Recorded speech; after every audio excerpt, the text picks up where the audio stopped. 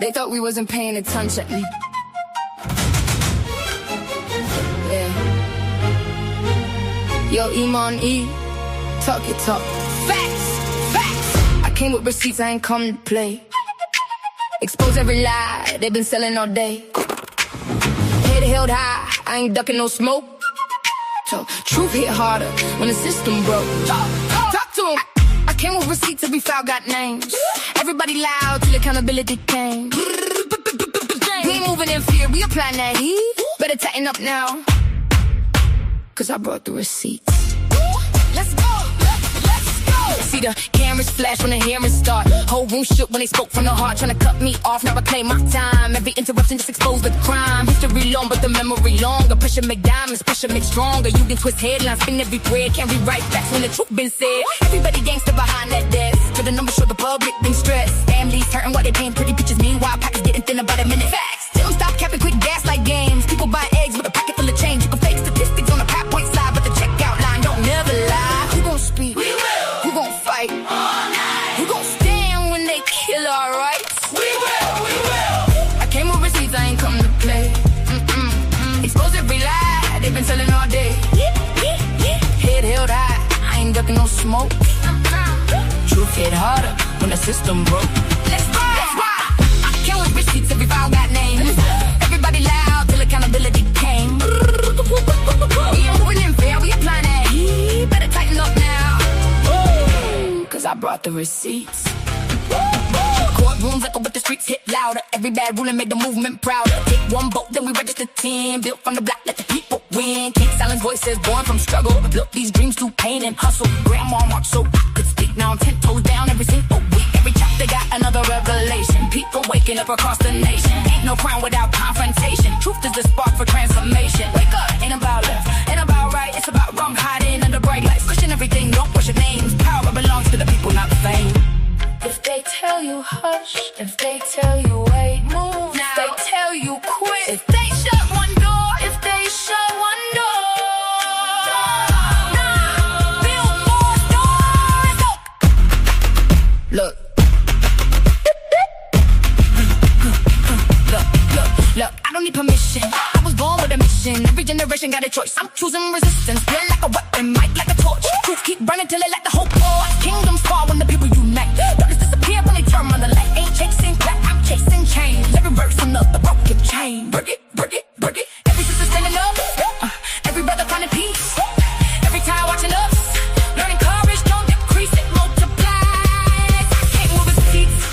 I ain't come to play. Truth don't fall when the headlines fade. Built for the pressure, built for the fight. We keep pushing to the future, look bright. Let's go. Hands to the sky, voices repeat. Justice ain't giving, you earn every seat. From the block to the ballot, from the mic to the street. We ain't leaving till the people complete their mission. The mission facts, the movement, stand up, no fear. We brought the receipts.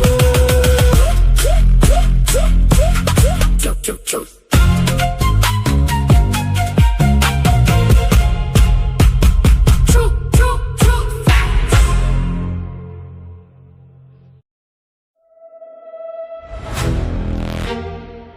Yeah. Every time I think we finally figured it out. Somebody let pride walk in. Somebody let ego take the wheel. Damn. We're stronger together.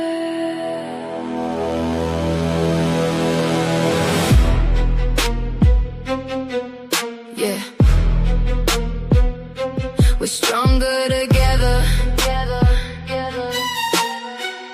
Yeah. We started with a vision, lift each other high, turn these little channels into reasons people smile. Shared every live stream, dropped each other's names. Now we're acting like we're strangers in the game. Clicks over compassion, views over truth. Everybody chasing numbers, who's chasing the youth? Every week another friendship breaking at the seams. How we building kingdoms if we're tearing up the team? We get so close, I can almost see it. One big family, everybody eating. Then pride shows up and the love disappears.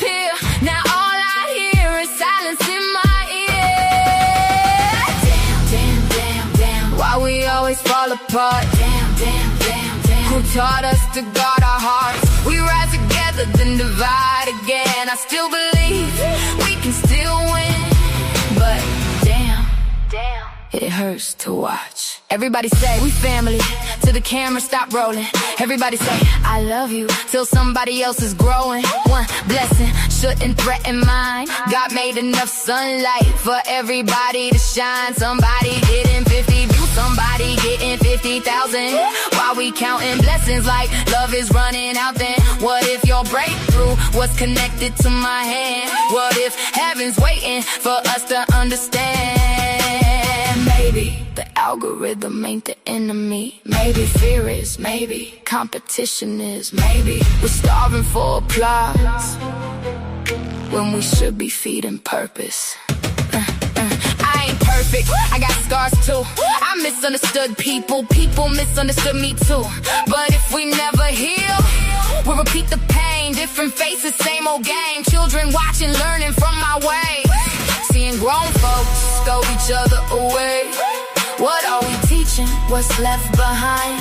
If all they remember is how we couldn't unify. Damn, damn, damn, I can almost hear the future calling. Damn, damn, damn, why we keep stumbling when we're walking? There's room for me, there's room for you. Success ain't smaller because somebody else broke through. One life can start another. One voice can lift another. One dream can wake a nation if we stop competing and start creating. One day, the subscribers won't matter, the views won't matter, the money won't matter. People will remember who made them feel seen, who reached back instead of reaching over. Maybe unity isn't something we wait for. Maybe it's something we become. We're still here. We're still family. We can still get it right. Damn, damn, but I still believe.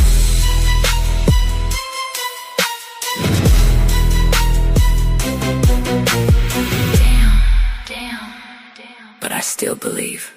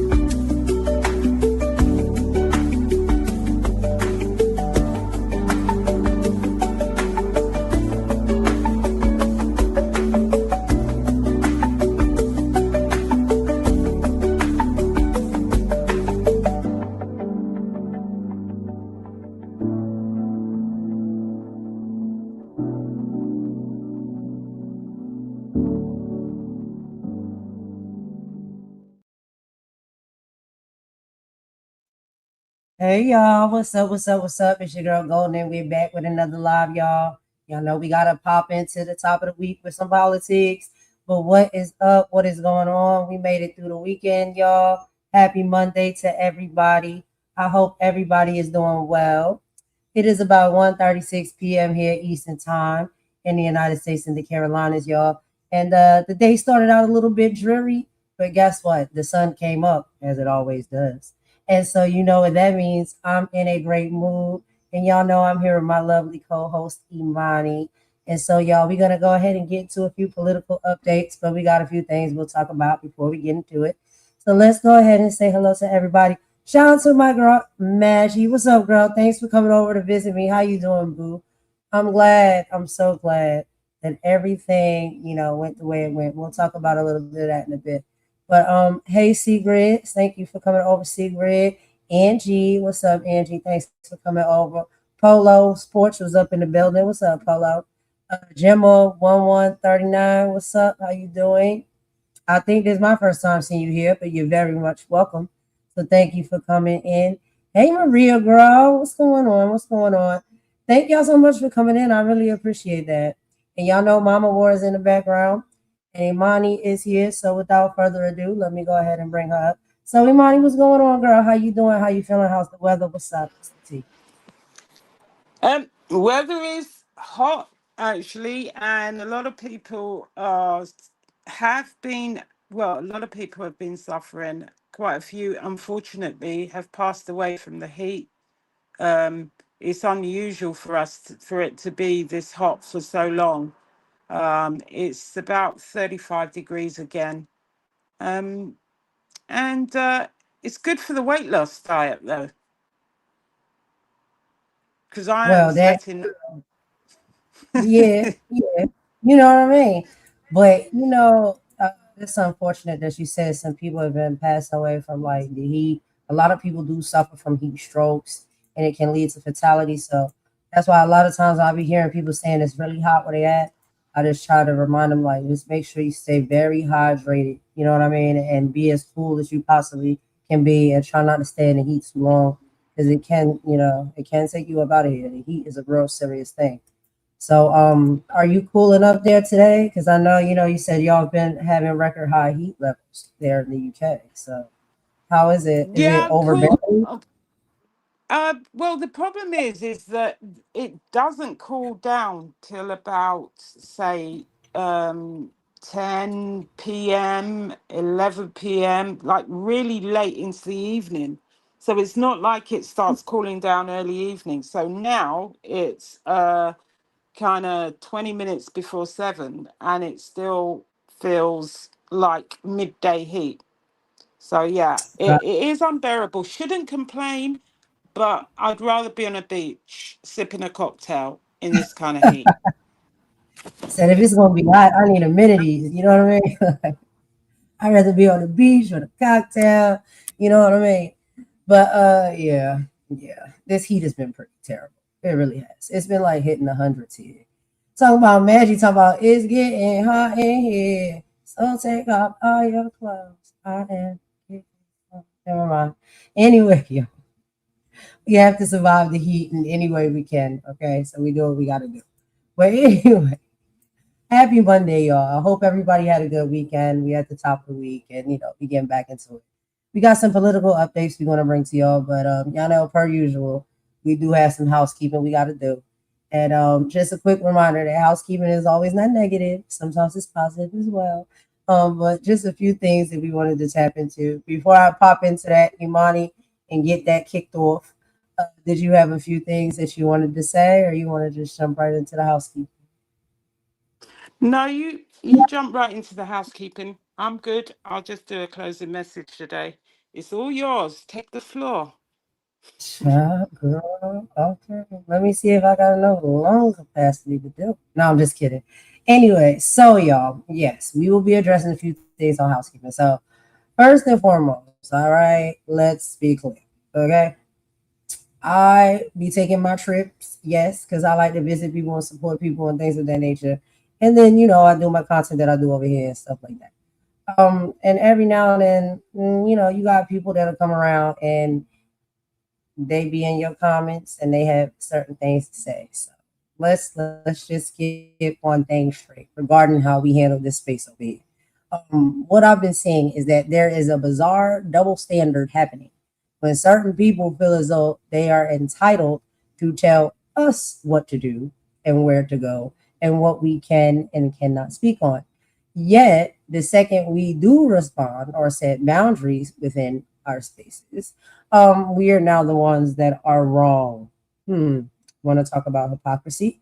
It is the sheer entitlement of coming into other people's spaces and demanding answers like you're on a cross examination of some kind.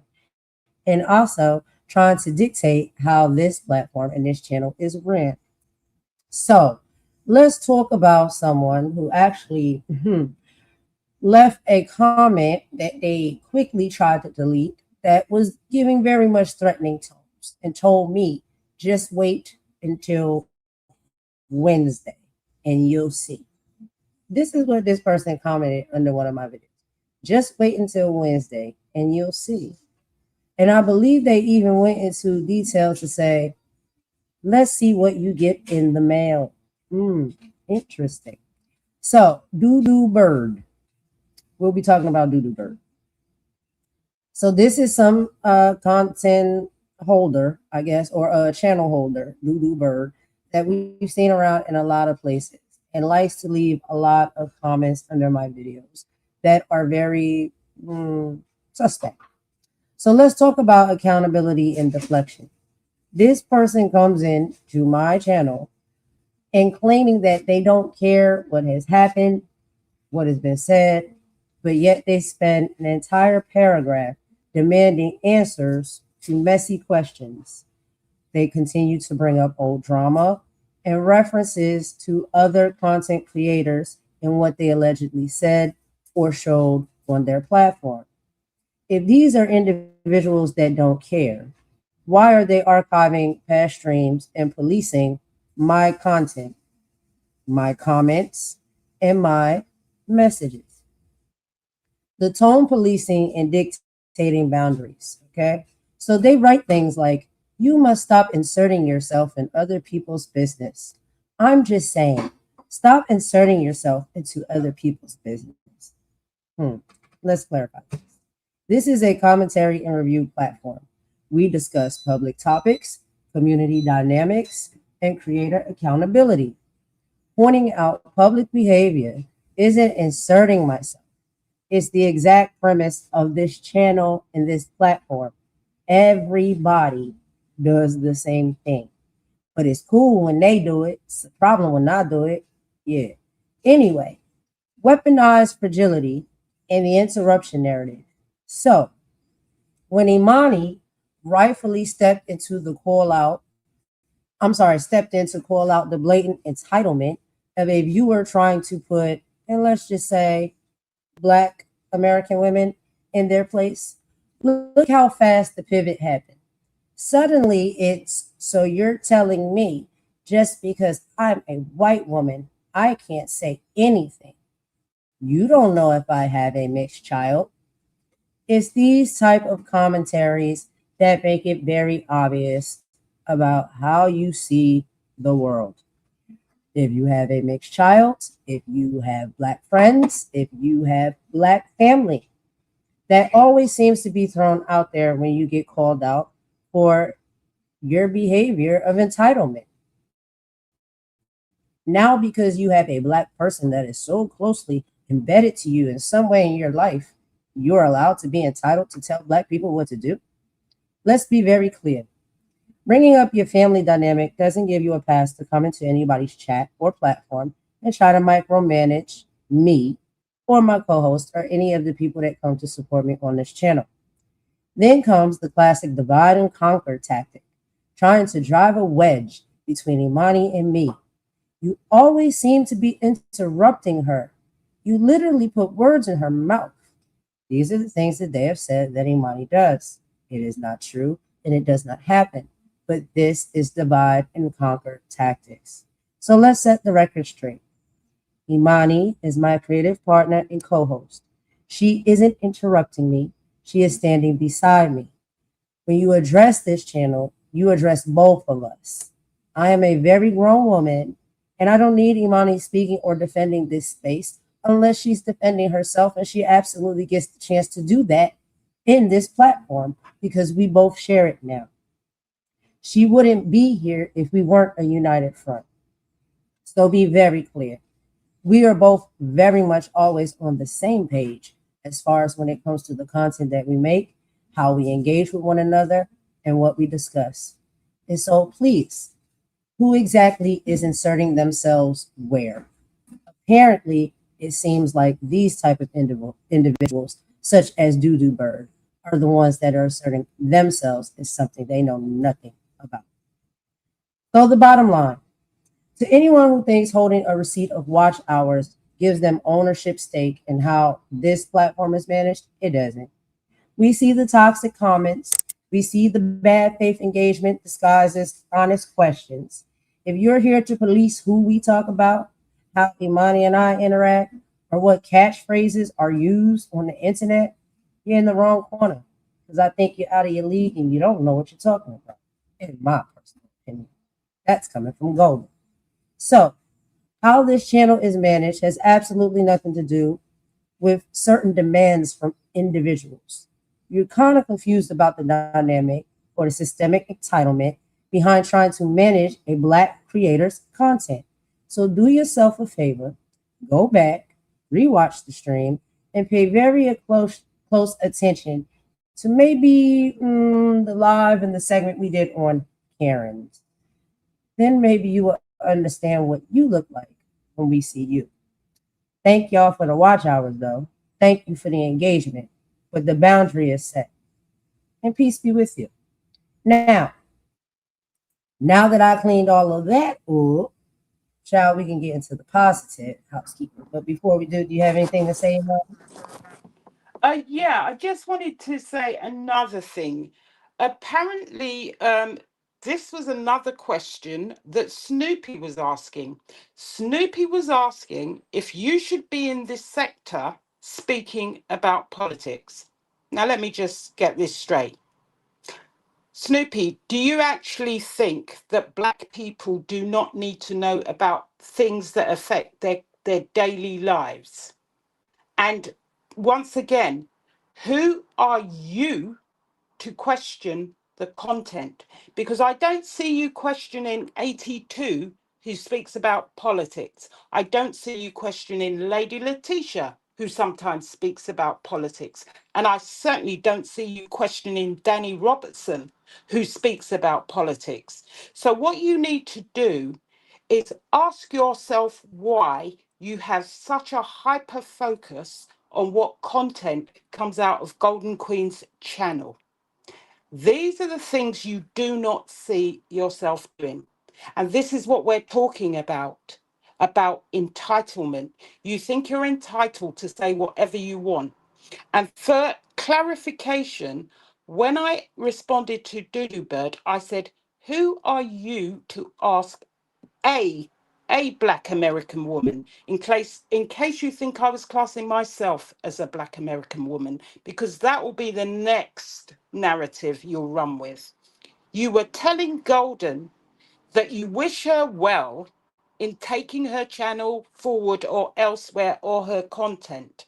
And you also have another supporter called Mims something another, and it's not Make It Make Sense, who also told Golden that she should be in the political sector. So what you're saying is that Black people don't need to talk about, speak about, or understand politics, something that affects their lives every day and are more impactful now than they've ever been. Make the things you guys say make sense.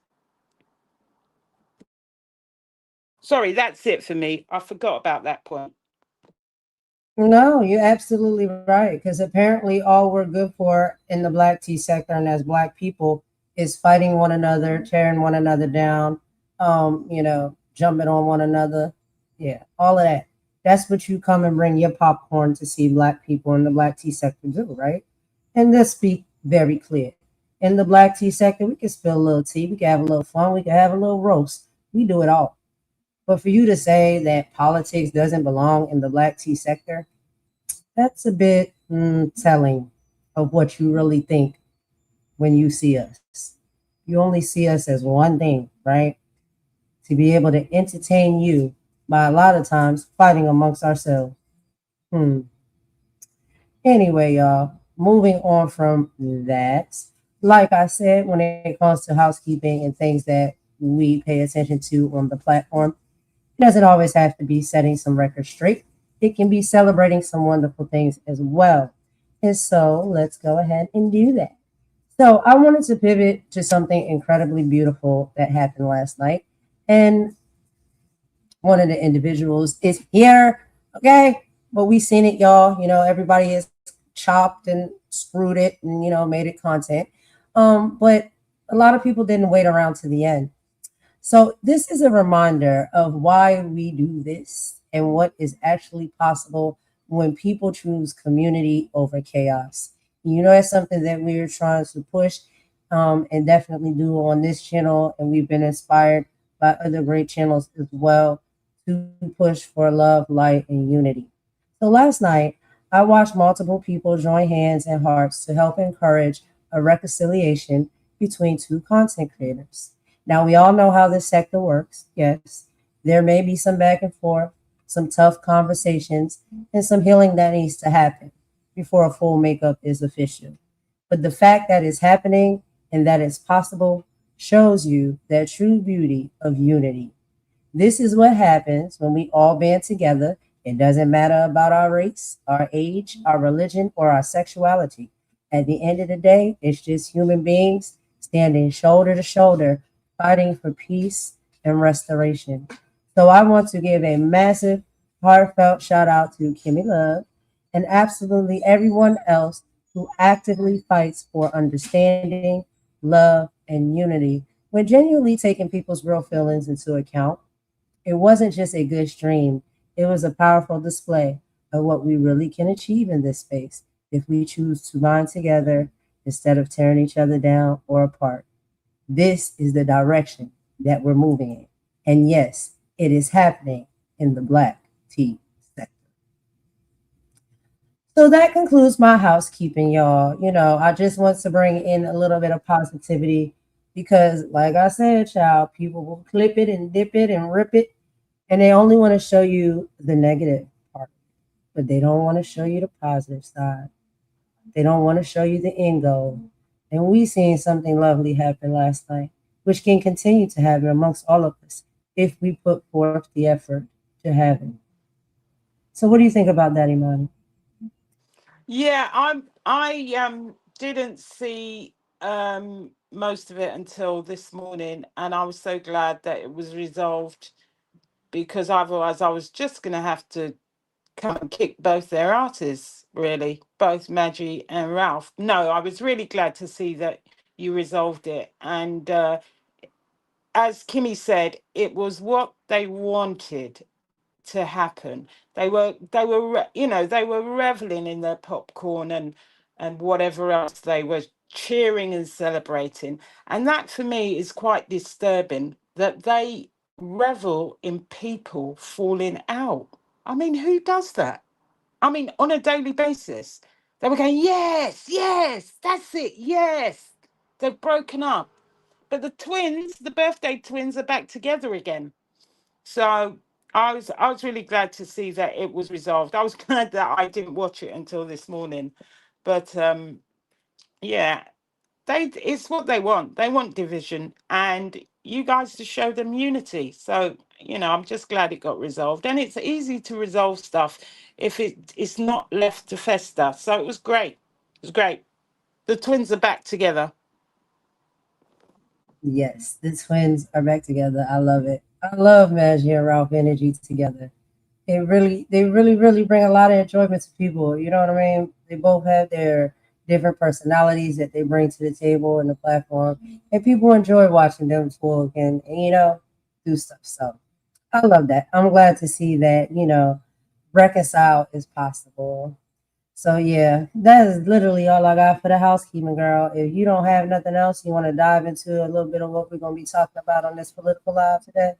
Oh, hey No, I Carlos, just what's want up, to say baby? hey to Angie, Maggie, Gemma, Sigrid, Lake Erie, Carlos. Hi, good to see you. And is there anybody else I've missed? I hope I haven't missed Polo, anybody. Polo's Mama's here, porch. Polo's Hi, here, Gemma, yeah, Gemma. Thanks for joining us, everybody. Maria, yeah, Is Maria yeah. Princess Thank here? y'all for popping Maria, I almost went into song there. Is Maria there as well? Hi, Maria. in. Yeah, I love that song, Maria, Mamacita, Mamacita, Maria, Mamacita. But anyway, Okay, y'all, let's okay. go ahead, Karaoke another child. day. Yeah, karaoke another day, child.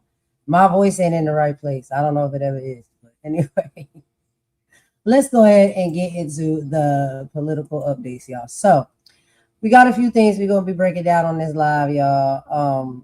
So basically, oh, excuse me one second. All right, there we go.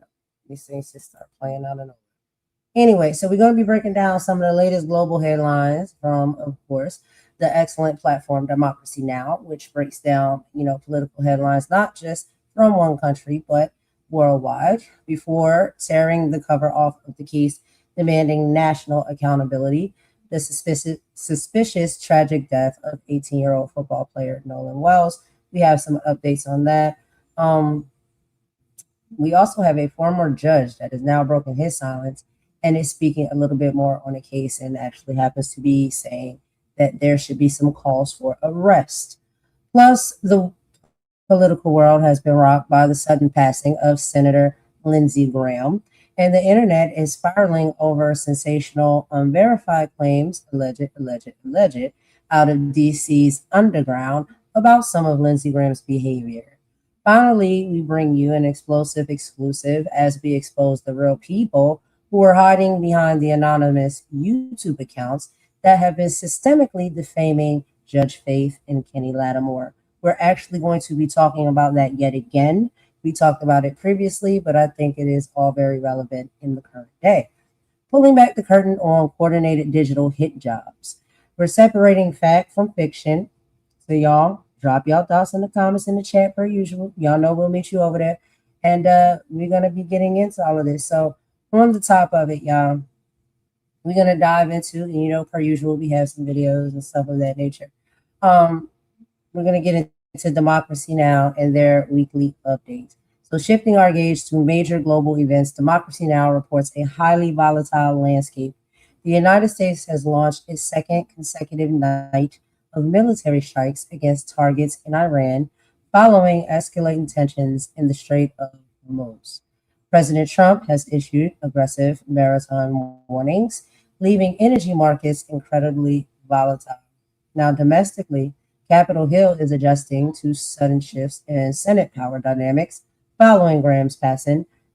Concurrently, public outrage continues to swell around the recent domestic immigration enforcement operations, with intense congressional scrutiny falling on Homeland Security parameters after fatal agency kowtowings. So let's go ahead and get into this first video, y'all. I'm going to go ahead and pop this up. And, per usual, we will meet y'all in the chat as we watch this and discuss some of these topics together. Give me just a second, y'all, to get everything set up. Here.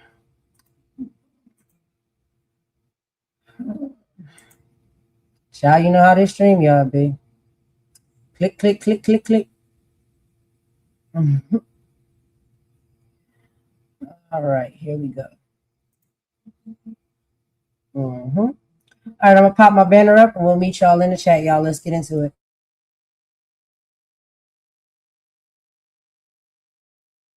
democracynow.org, The War and Peace Report. I'm Amy Goodman. The United States is continuing to bombard Iran amidst an intensifying standoff over the Strait of Hormuz. On Sunday, U.S. Central Command said the U.S. had struck 140 targets in Iran. In retaliation, Iran's Revolutionary Guard said they had targeted U.S. military facilities in Bahrain, Qatar, Kuwait, Oman, and Jordan. The escalating attacks come after Iran announced the closure of the Strait of Hormuz and President Trump declared the ceasefire was over. On Sunday, UN Secretary General Antonio Guterres said he was, quote, deeply concerned by the serious escalation, unquote. He urged Iran and the United States to, quote, urgently resume negotiations and to address outstanding issues through diplomacy. We'll have more on Iran after headlines with Dropsite News' Jeremy Scahill. In the occupied West Bank, armed Israeli settlers have carried out a number of attacks in recent days, targeting local Palestinians as well as foreign journalists and even a U.S. Congress member. On Wednesday, armed settlers carrying U.S.-made M4 rifles surrounded a van carrying Democratic Congressmember Ro Khanna, who was visiting a Palestinian village destroyed by settlers. Khanna said his delegation was blocked for about 90 minutes. I'm certainly probably the first American politician who's been detained by the IDF and Israeli settlers. I mean, we were at a village that Israeli settlers had destroyed. They had destroyed the school. They had destroyed that village, and we were just looking at it. And these hoodlums come in with machine guns, an M4, an American-made machine gun, and they detain us. They block off the road. And then they call the IDF, and the IDF is on their side, not on the side of the Americans. We'll speak with Ro Khanna on Democracy Now! On Tuesday. In a separate incident Saturday, Israeli settlers armed with clubs, rocks, and a knife attacked a group of journalists, including CNN's Jeremy Diamond. One of the journalists posted video of the attack on Instagram. Go, drive, drive, move, move, move, get the out of the way, move, drive, move, go, watch out, Israel reportedly arrested 4 individuals in the attack on the journalists. The incident occurred at the same location where a mob of settlers beat U.S. citizen, 20-year-old Saif Moussalet to death exactly a year ago. To date, no one has been arrested for the death of Moussalet. Republican Senator Lindsey Graham of South Carolina has died at the age of 71 after what his office called a, quote, brief and sudden illness, unquote. For decades, Graham had been one of the most vocal supporters of war in Washington. Graham died just after returning from a visit to Ukraine, where he met with the Ukrainian President Volodymyr Zelensky. During the trip, Graham pushed for increased U.S. military support for Ukraine. We have a magic moment in time here. In the coming months, if we do this right, increase Ukraine's lethality, get people to help us with Putin rather than propping him up, we can end this war. Lindsey Graham was a leading backer of the U.S.-Israeli war on Iran, as well as a vocal supporter of the 2003 U.S. invasion of Iraq. He also pushed for a permanent occupation of Afghanistan and once called for a preemptive attack on North Korea. After Israel was accused of committing genocide in Gaza, Graham told the head of the International Criminal Court, quote, "This court is for Africa and thugs like Putin. It is not for democracies like Israel and the United States," unquote. Graham became a close ally of President Trump, but during his unsuccessful failed presidential run in 2016, Graham had this to say about Donald Trump. He's a race-baiting, xenophobic, religious bigot. He doesn't represent my party. He doesn't represent the values that the men and women who wear the uniform are fighting for. And you know how you make America great again? Tell Donald Trump to go to hell. South Carolina's Republican governor will now pick a replacement to serve out the rest of Senator Graham's term, which ends in January. Republicans will hold a special primary in August to pick a candidate to run in November. In other news from the Senate, Kentucky Republican Mitch McConnell has finally revealed details about why he's been hospitalized for the past month. In a statement, the 84-year-old McConnell said he fell on June 14th at home and became, quote, briefly unconscious. He later developed what he described as a mild case of pneumonia. McConnell also released a photograph from his hospital bed with his wife, Elaine Chao. McConnell's planning to retire at the end of his current term in January. With McConnell's absence and the death of Lindsey Graham, the Republicans have just 51 votes in the Senate for now. The Justice Department has subpoenaed 4 journalists at the New York Times after they reported President Trump's new Air Force One lacked key security features, including advanced anti-missile capabilities. The Boeing aircraft had been donated to Trump by Qatar and then refurbished. Trump flew on the plane last week to the NATO summit in Turkey, but then took the old Air Force One home due to security concerns. The Times reported subpoenas were issued to the reporters Julian Barnes, Eric Lipton, who just won the Pulitzer Prize, Tyler Pager, and Eric Schmidt. The subpoenas were issued by Jim Clayton, the U.S. attorney in Manhattan, who was recently nominated by Trump to serve as director of national intelligence. Clayton's confirmation hearing is set for Wednesday. A lawyer for the New York Times said, quote, "This brazen act should be seen as nothing more than an attempt to prevent the public from knowing what is happening in their country by intimidating journalists from doing their jobs," unquote. The Committee to Protect Journalists head, Jody Ginsburg, said, quote, "The subpoenas are an extraordinary escalation in President Trump's efforts to threaten and intimidate independent news organizations and have a chilling effect on the work of journalists across the country," unquote. The New York Times has revealed U.S. Secretary of State Marco Rubio has become the de facto viceroy of Venezuela, effectively controlling Venezuela's finances, the distribution of its natural resources, and its government. Rubio's informal role began after U.S. forces attacked Venezuela in January and abducted the Venezuelan president, Nicolas Maduro, and his wife, Celia Flores. Maduro's former vice president, Delcy Rodriguez, has since served as Venezuela's acting president, but the Times reports Rubio has essentially been running Venezuela from afar, even controlling Rodriguez's public appearances and statements, as well as her governmental appointments.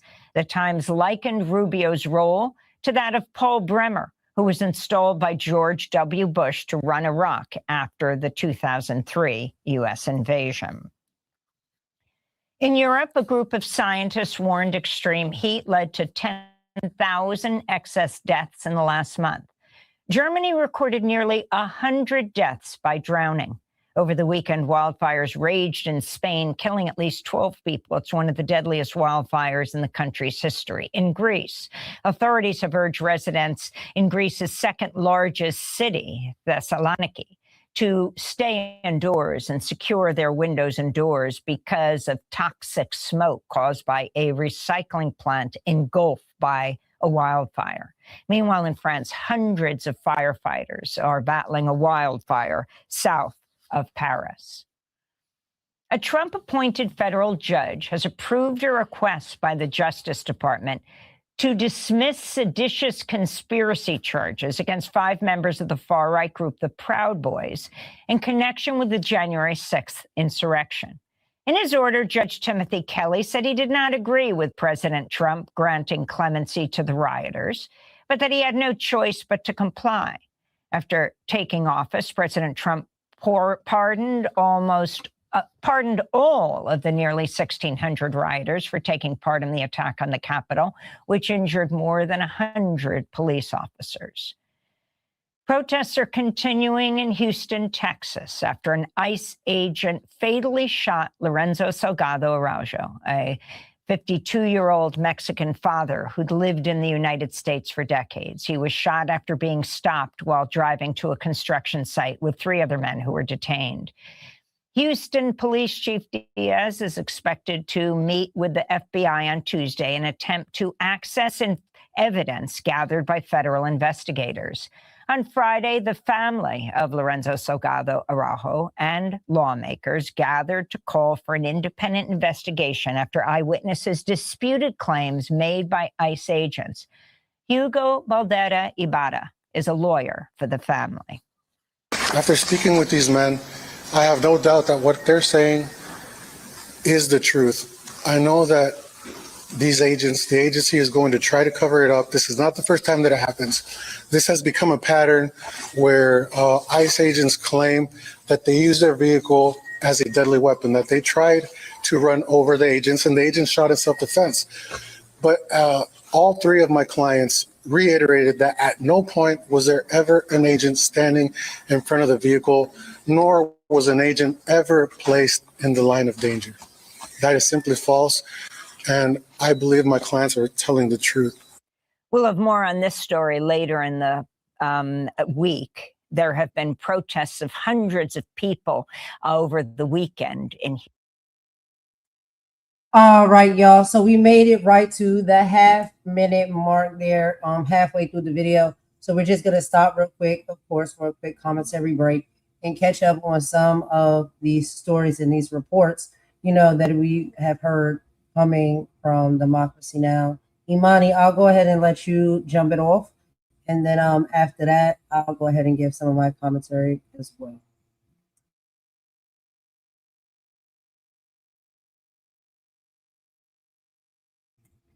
You still muted, girl.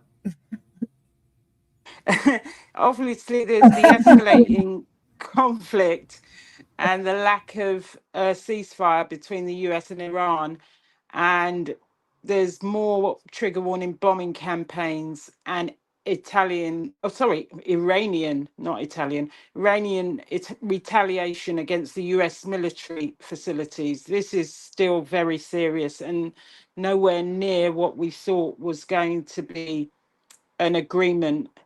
And then the Strait of Hormuz has been closed again, which will affect gas prices, and it's got big consequences for global trade, oil prices, and regional stability. I mean, this is just one big shit show, excuse my French. You know, the UN's trying to call for diplomacy, but, you know, how are we going to get diplomacy with who's running the show? And then in the West Bank, armed Israeli settlers are accused of attacking Palestinians and journalists, and even a congressman, Congressman Ro. This is just craziness. I mean, this has been going. What, are we in the third year of this? I think. You know, and you know the attacks on journalists. Yeah, it is the third year. Sorry, the attacks on journalists. You know, it's reinforcing concerns about press freedom and getting the real news on the ground, with boots on the ground, where we should be getting the news from.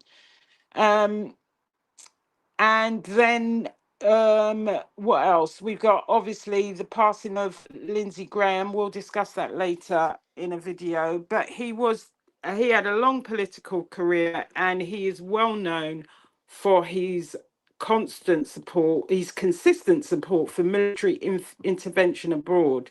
I was quite surprised with his comments on Ukraine, saying that they should support Ukraine, because I would have thought he was the other way, but he definitely was a supporter of military intervention and wars.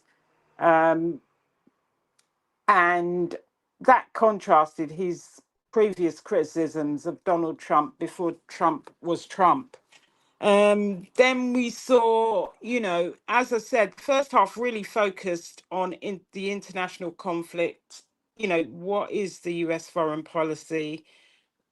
Is there any media freedom? And the balance between national security and accountability. It's an increasing picture of, you know, instability globally and growing debates over the government's transparency here. It is quite getting quite serious.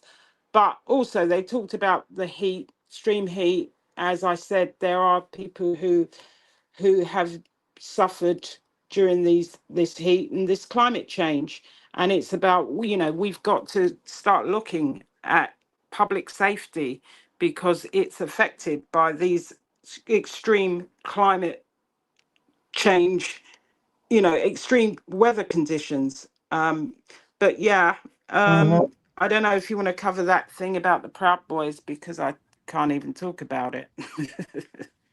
Yeah, no, yeah, absolutely. I know the one thing that's crazy is like this heat. I know I've been feeling it, you've been feeling it, a lot of people been feeling it, but what it really can boil down to is fatalities.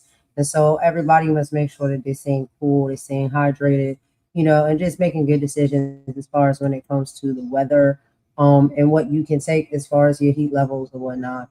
But they also, yeah, of course, spoke about the, conspiracy charges that have been dismissed against the Proud Boys. A federal judge did approve that, a DOJ request to dismiss the conspiracy charges against 5 members of the Proud Boys regarding the January 6th Capitol attack.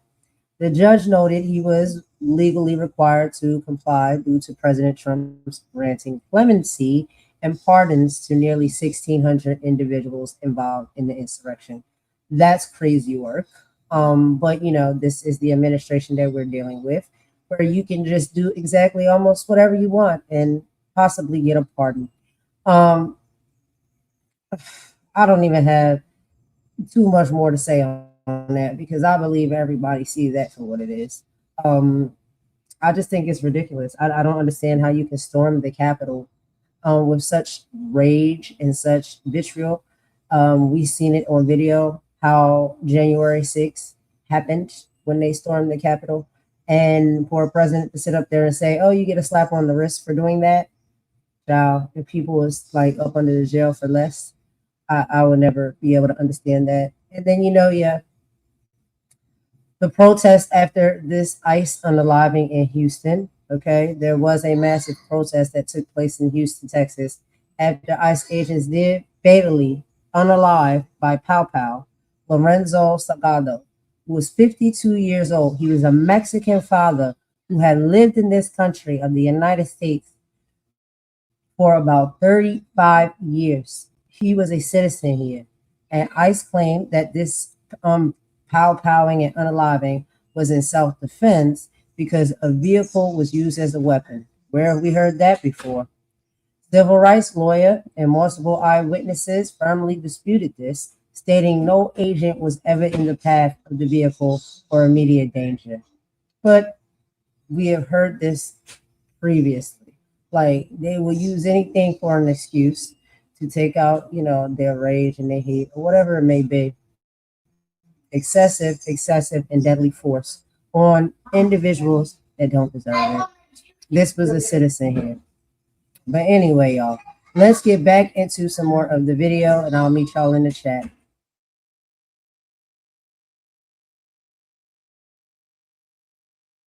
Houston. The Justice Department's investigating Yale's admissions practices for its medical school, law school, and undergraduate college. Now, Yale Law School's dean, Christina Rodriguez, and several other law school faculty members are urging Yale's leadership not to settle with the Trump administration, saying it would be damaging to the rule of law and would compromise Yale University's reputation. According to the Yale Daily News, the university's first settlement offer was rejected by the Trump administration. Yale has since offered a second proposal. Democratic Senator Richard Blumenthal of Connecticut said, quote, "As I've told top Yale officials, Trump's word means nothing. An agreement with these corrupt bullies is only an invitation to more law-breaking abuse," Senator Blumenthal said. In election news, a federal judge in Atlanta has rejected the Justice Department's subpoena seeking the names of election workers in Fulton County, Georgia, from the 2020 election. Judge William Ray wrote in his order, quote, "Such a large disclosure of information threatens to chill participation in future elections, which will surely impact Fulton County," unquote. President Trump continues to repeat the false claim he won the state of Georgia in the 2020 election, accusing Fulton County officials of so-called ballot fraud. It comes as President Trump is pushing Congress to pass the Save America Act, which would require proof of citizenship to register to vote and identification at the polls. Meanwhile, in Texas, the state's attorney general, Ken Paxton, has reportedly listed an address where he did not reside while voting in several elections during the last 2 years. This comes as Paxton has warned voters about misrepresenting their residence on election records. The president of PEN America, the novelist Dinoa Mengistu, has resigned from his position in part because of an article published by the organization about Israeli and Jewish writers denouncing cultural boycotts. Mengistu said in an interview with the New York Times he didn't agree with the publication of the article because it could cast the boycott, divestment, and sanctions, BDS movement, as discrimination instead of protected political speech. Mengistu said, quote, "We have the responsibility to be conscious and aware of how our work can impact and influence those debates, and especially if that means producing work that might actually restrict or limit or suppress what is constitutionally protected speech," unquote. In the email to the New York Times, PEN America said, quote, "PEN America has long opposed cultural and academic boycotts, but we have always drawn a clear line between disagreeing with a tactic and defending the right to use it," unquote. And civil rights leaders are backing an independent investigation into the mysterious death of Nolan Wells, an 18-year-old Black college athlete whose body was found last week on a barrier island in Mississippi. Wells had taken a boat to the island with a group of white friends to celebrate the July 4th holiday. The friends say Wells chose to stay on the island when they returned home. Authorities say Wells may have accidentally drowned, but his family has questioned the official story, in part because Wells' cell phone was found not with his body, but in the possession of one of his friends who returned home. Wells' mother spoke at a news conference Friday. Nolan is the kindest soul. He never met a stranger. He loved everybody. He didn't care if you were black, white, purple, green, looked like a marshmallow. Like, he just wanted everyone to be in peace with one another. He loved life, and God gave him this big heart, which always scared us. Me and his dad had conversations with him all the time, not just about the importance of understanding our history as Black people, but also the importance of how you have to move in certain spaces. The family of Nolan Wells is being represented by civil rights attorney Ben Crump, who also spoke at Friday's news conference. It is because the family has distrust of the Mississippi law enforcement officials giving them a fair investigation where their Black son ended up dead after going out on a boat with 3 young white men. The history of Mississippi is something that they don't just read about in books, but it's a lived experience for many Black Americans. And those are some of the headlines. This is Democracy Now!, democracynow.org, the War and Peace Report. Thanks for watching. All right, y'all. So that concludes just a little bit of a global roundup there from the Democracy Now! As far as some of the headlines that have been happening in a few places all over the globe, y'all. And y'all know, as far as Nolan Wells, that is going to be one of our topics that we will also be talking about today. And we're going to get into that in just a bit. But before we go there, Imani, do you have any commentary you would like to make on any of the topics that we heard about before we move to the next segment?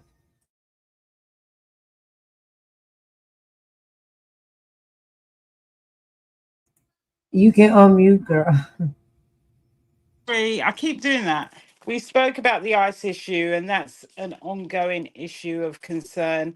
But then in comes election integrity again, just, as we're coming up to the midterms, with legal battles over voter registration, election workers, and proposed changes to voting laws.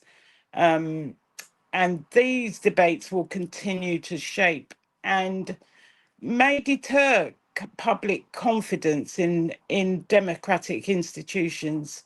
And then you had the thing with Yale, academic freedom coming under pressure as Yale is under federal investigation.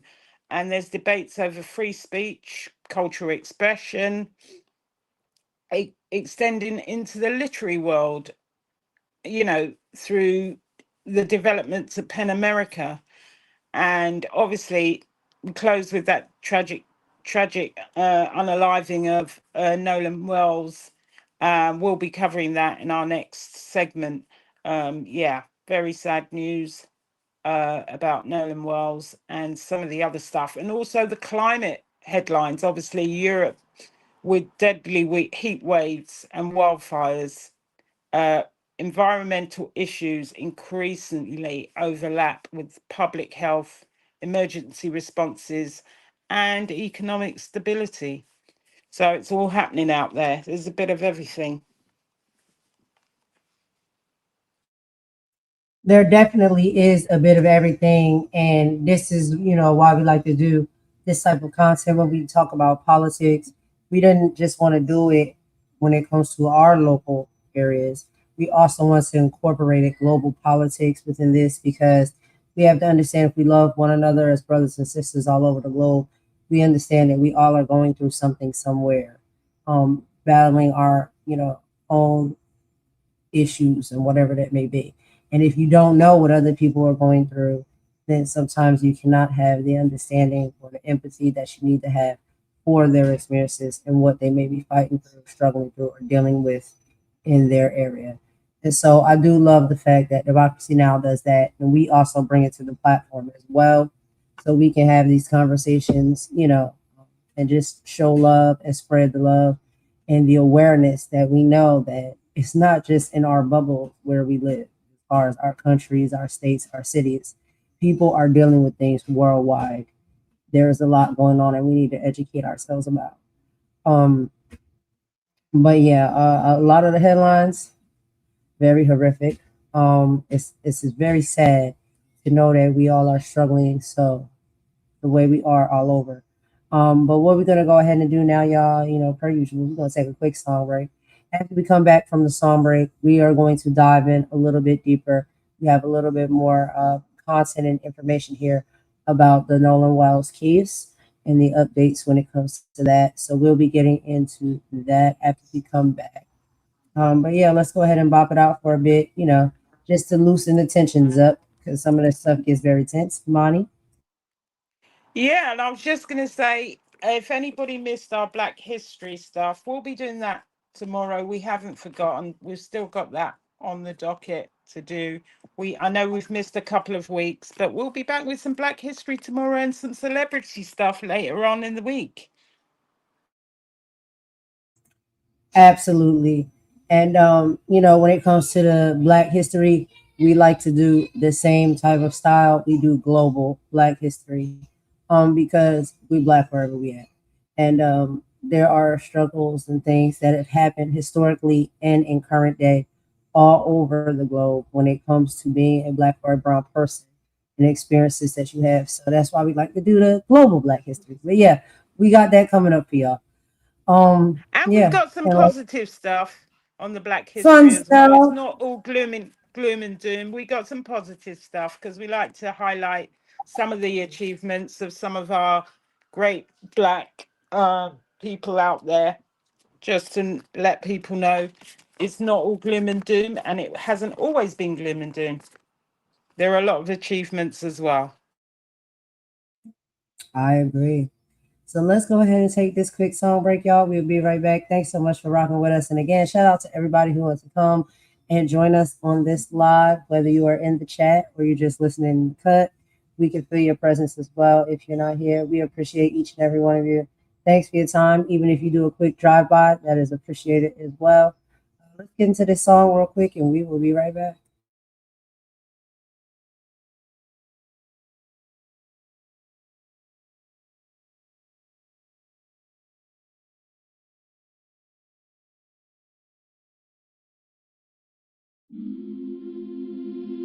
Yeah. Ain't no more quiet now. Nah. Tell them run that back. I said, hands up, head high, 10 toes. They monetize pain while the truth get froze. Big talks online, but they hearts stay cold. Still fighting for rights that was promised long ago. Ooh. We ain't your silence, nah. We ain't your fear. Hey. Every time they shut a door, we appear. From the city to the globe, here the people get loud. You can bury one voice, but you can't stop the crowd. Yeah. I'm from the side where the pressure make diamonds, where mothers pray hard cause the system stay violent. Kids learn trauma before they learn signs. Politicians campaign while communities dying. Look, everybody tweeting, everybody streaming, everybody woke till the camera stop beaming. Truth don't trend when the money intervening. That's why the real ones exhausted and screaming. Big change, fake morals, podium capping. Whole lot of hashtags, ain't nobody action. Trying to sell the vision with celebrity distractions. Meanwhile, rights disappear through strategic reactions. Close schools, close polls, close cases. Still see hate written all on their faces. History repeating, just switching the phrases. Different decades, same games, new stages. And they wonder why the people don't trust. Every headline feel dangerous to us. Every promise turned dust, but we still rise up, rise up, rise up, rise up, rise up, rise up, rise up, rise up, rise up. Hands up, head high, 10 toes. They monetize pain while the truth get froze. Big talks online, but their hearts stay cold. Still fighting for rights that was promised long ago. Hey, we ain't your silence, nah. We ain't your fear. Hey. Every time they shut a door, we appear. From the city to the globe, here the people get loud. You could bury one voice, but you can't stop the crowd. Yeah. Now everybody playing God with the algorithms, programming narratives and calling it the system. Who decides truth? Who decides wisdom? If the future artificial, who protect the children? Too much rage in the timeline scrolling. Young minds vulnerable, anger overloading. Everybody radical when the fear keep growing and the world stay tense while the missiles stay loaded overseas. War drums, contracts get signed. Oil, power, money always hide behind pride. Poor folks pay while the billionaires glide. And the news turn trauma into primetime vibes. Talk peace with a smirk while the stocks go up. Tell the working class, hold on, but enough is enough. People tired, people broke, people fed up. Still they call us angry every time we stand up. Stand up, stand up, stand up, stand up, stand up, stand up. Listen, it's bigger than left or right, bigger than red or blue. People just wanna live, people just wanna breathe, people just wanna matter. But every generation gotta drag justice uphill, while somebody profits off the chaos. That's the part they don't say out loud. Hands up, head high, 10 toes. Truth hit harder when the beat line rolls. Can't sell fear to a soul that knows. Power to the people, let the whole world know. We ain't your silence, we ain't your shame. If the people wake up, everything changed. From the city to the globe, hear the whole crowd roar. You can't dim light when the spirit want war. Rise up, even when they try to divide us. Rise up, even when the pressure find us. Yeah. Still here, still loud, still fighting.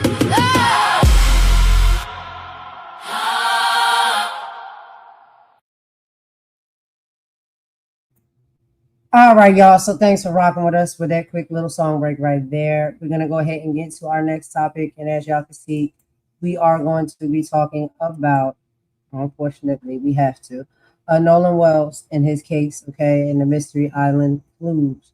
So if y'all have not heard about this case yet, it's the unexplained unaliving of 18-year-old Nolan Xavier Wells, and it has captured the national attention, evolving from a standard boating accident narrative into a massive demand for accountability. On July 4th, Nolan, a beloved black high school football player in peak physical shape, went to Horn Island with 3 of his friends that happened to be Caucasian. He never returned, and his body was found along the shore on July 6th. High-profile civil attorney Ben Crump has taken the case, pointing out massive contradictions in witness statements. The friends claim Nolan chose to stay on the island and talk to a young woman. However, that woman explicitly stated that Nolan actually got back on the boat with the boys. Interesting. Furthermore, Nolan's mother tracked his phone using Life 360, finding it at a friend's house with several social media messages deleted. A former Mississippi judge has openly called out the handling of the case, declaring that specific individuals may need to be arrested based on the conflicting timelines and potential tampering with evidence. Meanwhile, figures like filmmaker Spike Lee, actor Tyler Perry, and former NFL star Colin Kaepernick have stepped in to support the family, funding an independent autopsy conducted by a DC pathologist far away from Mississippi law enforcement. So y'all, let's listen to a little bit of this breakdown before we get into it. Did you have any thoughts or things that you wanted to add, Imani, or you want to just jump right into the content? And oh, Raina said it was my twin's birthday yesterday. Oh, happy birthday to your twins. That's so great. Yeah, Well, I don't know how happy old did they birthday. turn. Yeah, happy birthday to them. I hope they had an excellent celebration. And when you get a chance, let me know what their age is, your twins. But yeah, go ahead, Imani. No, I was going to say happy birthday to your twins, Raina, and also just to say R.I.P. to Nolan Wells. And I also forgot someone else that does politics, Rose T, in this sector. Mm-hmm. So there you go. Yep. See, we can be in the Black Sea sector and do politics because we can do it all. We can do whatever it is that we want to do, we need to do, we see fit to do. It doesn't have to just be, closed off to one type of content. But anyway, you want to go ahead and hop right in this video, Imani? Yeah, let's hop right in. Okay.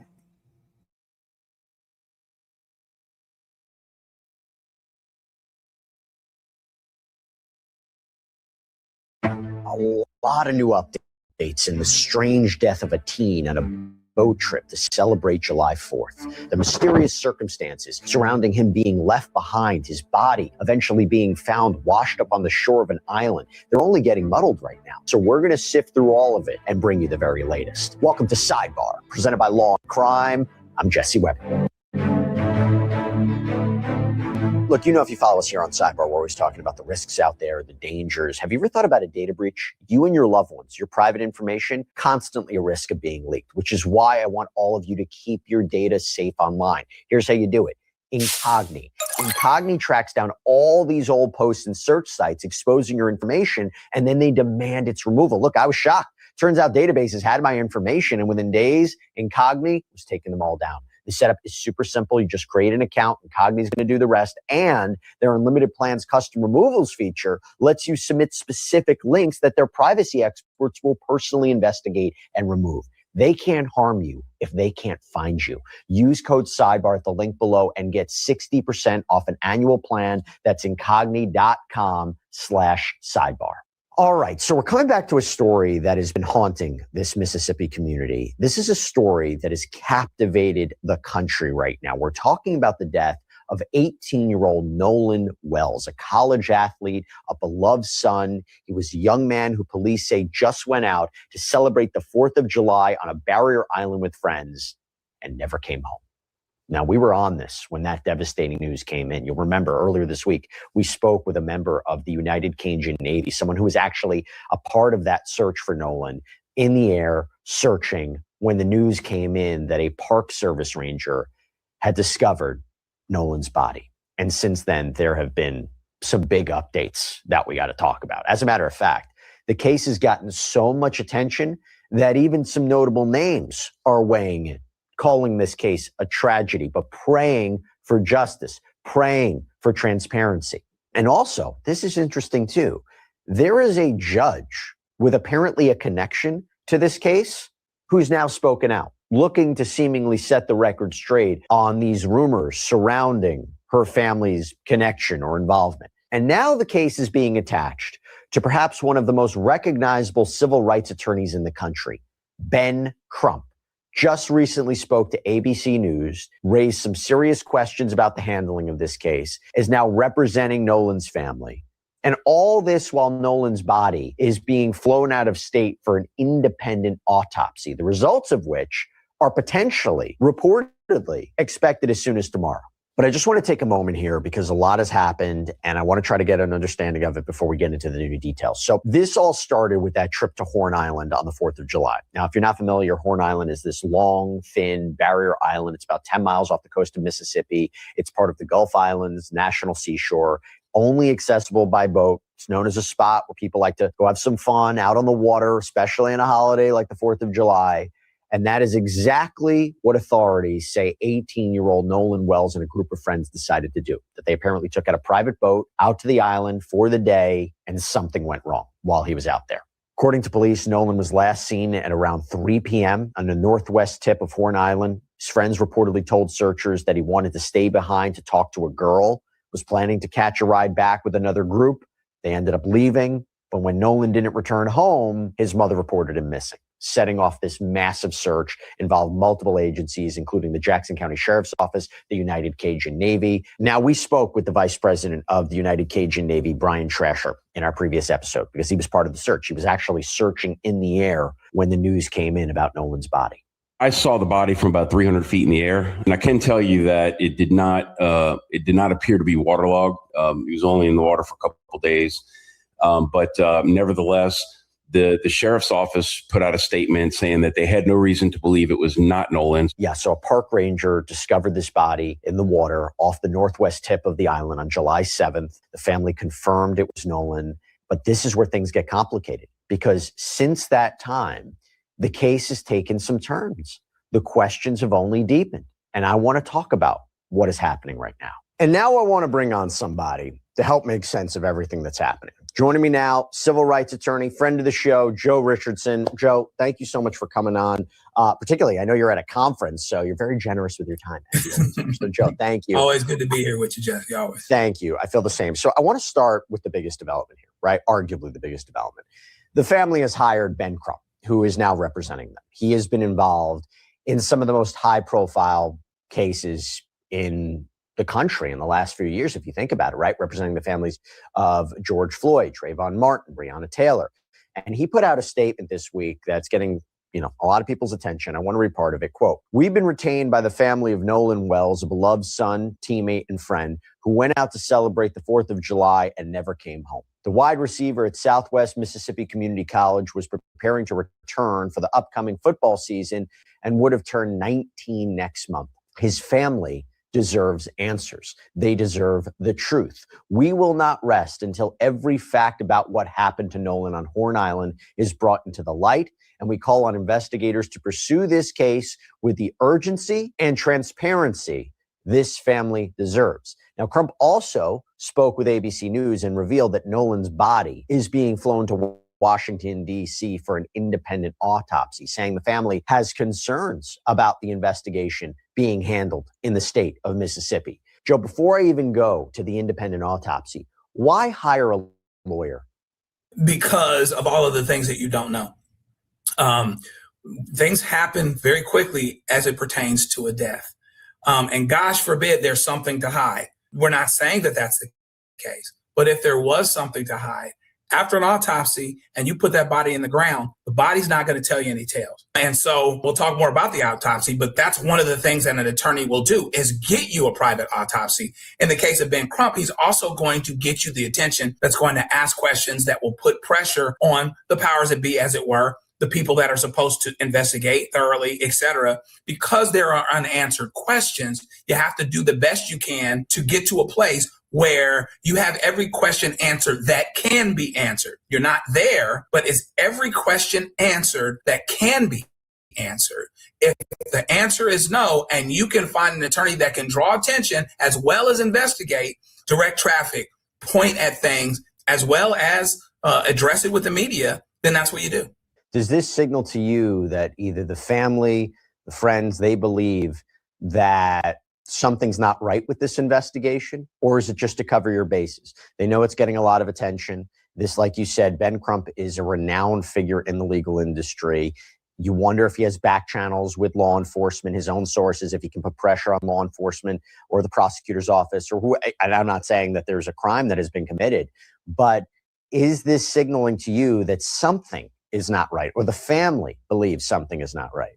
Yeah, I think that could very well be the case. I mean, Ben Crump, he's nationally known. I've seen him in San Bernardino down the street from me. But where people got to know him on a national standpoint is in Florida, where he's from. But he's got connections to the South, of course, deep connections to the South, went to school in the South, has handled cases in Mississippi, et cetera. So it would make sense that Ben Crump or somebody like him would be able to press buttons right away and start to ask the right questions and to pull on the right resources, make the right calls in terms of understanding what's out of sorts about an investigation. So it's not only trying to get at what we believe may be the truth or whatever we can know about it, but is anything being done differently than how it would normally be done?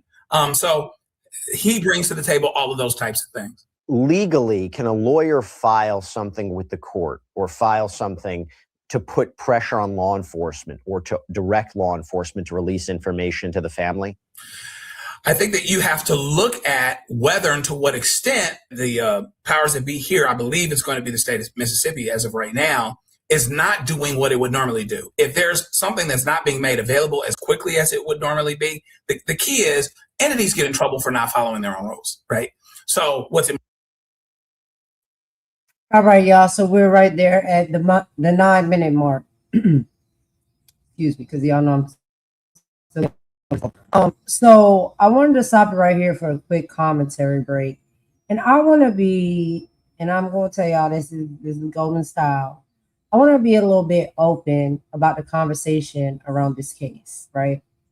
And I want y'all to be very clear that I am one for sure who speaks up and talks about injustices, racism, all of those things, right?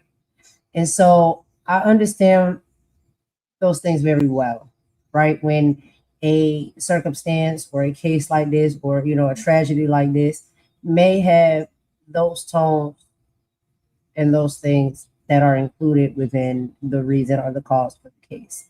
But I did want to point out something a little bit different, that I was having a conversation with, with Carlos. And I just have to be fair about it, because I think part of having like an activism spirit, yes, we absolutely want to stand up and speak up for justice. We want to speak up for fairness. What we're looking for is equality. We're not looking for the scales to bend the other way. At least that's not how I move when it comes to my activism. And one of the things that Carlos had brought to my attention, and we had a great conversation about, was let's just map the scene. We have young teenagers, right, that are going out on their last hurrah, probably before they're going to college, and they're going out on a boat trip, and they're hanging out and they're having fun and all of the things that teenagers do, right?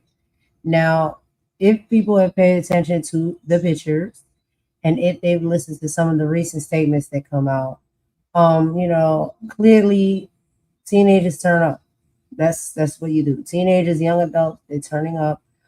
And they may have some sips or some things of that nature or whatnot. And sometimes accidents can happen. And I want to be very clear when it comes to this case, what I think the importance should be and what it could possibly not have to be. I think the importance with this case is it needs to be fair as far as the investigation and looking into what happened to this young Black man, right? Black boy, Black man, however you want to say it. That's what we're looking for, the equality when it comes to it, right? But I do think that, we can't be sure, because what we need to understand is that all of the evidence and all of the information is not out yet. So we don't know everything. We don't know how all of this went down. And I do know that currently, right now, it seems like there is a push and there is a narrative to divide the races of people, which, when it comes to real activism, that's not the goal. It's to divide the races of people. It's just to have equality amongst all races of people and fairness when it comes to just about everything. You know what I mean? And so I do see how, like, it is kind of coming off now, like, because this young black boy was friends with three white boys or white males, that now is turning into a race issue. But we do not yet have the evidence or the proof to make that be the problem, the reason to why he's not alive. And I think when those type of things happen, it becomes dangerous because it almost makes us feel as though every time a black or a white person or a person of another race are friends and something happens to the black person, it is because of a racial cause or a racial hate or a race crime. And I don't think that that's always the case. And until we have the proper evidence and the facts to know what exactly happened, I don't feel as though I can solidly say that it was a race issue, right? And we got to think about this young man was friends with these boys, despite the fact that they're white boys. They've been friends since they've been very young, playing sports together, living in the same neighborhoods and communities. They grew up together.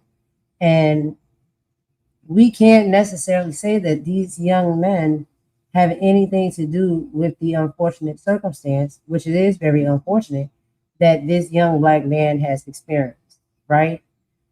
So I feel like when it comes to, having these type of conversations, we got to look at it through all lenses. But we also have to be very patient for all of the evidence and the facts to come out before we pass judgment as to what we think happened, why it happened, how it happened, and making it a race issue.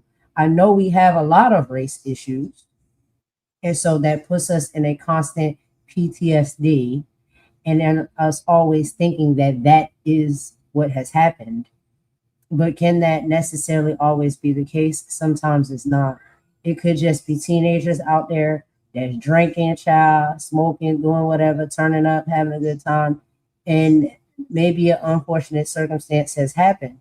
That's unfortunate that the circumstance happened, but does it have to be racially based?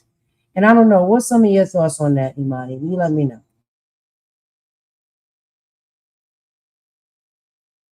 Unmute. Yeah, well said, Golden.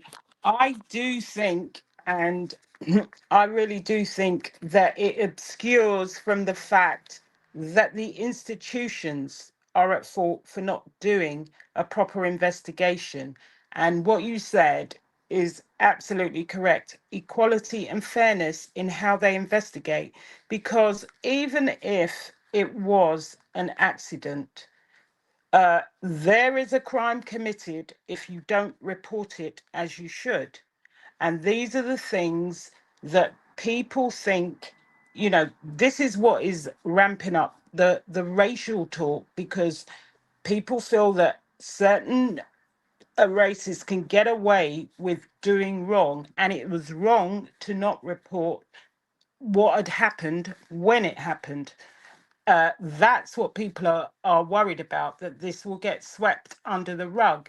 And he deserves Right, justice regardless of what happened. Because, yes, right, I'm with you on this. These are young people that grew up together.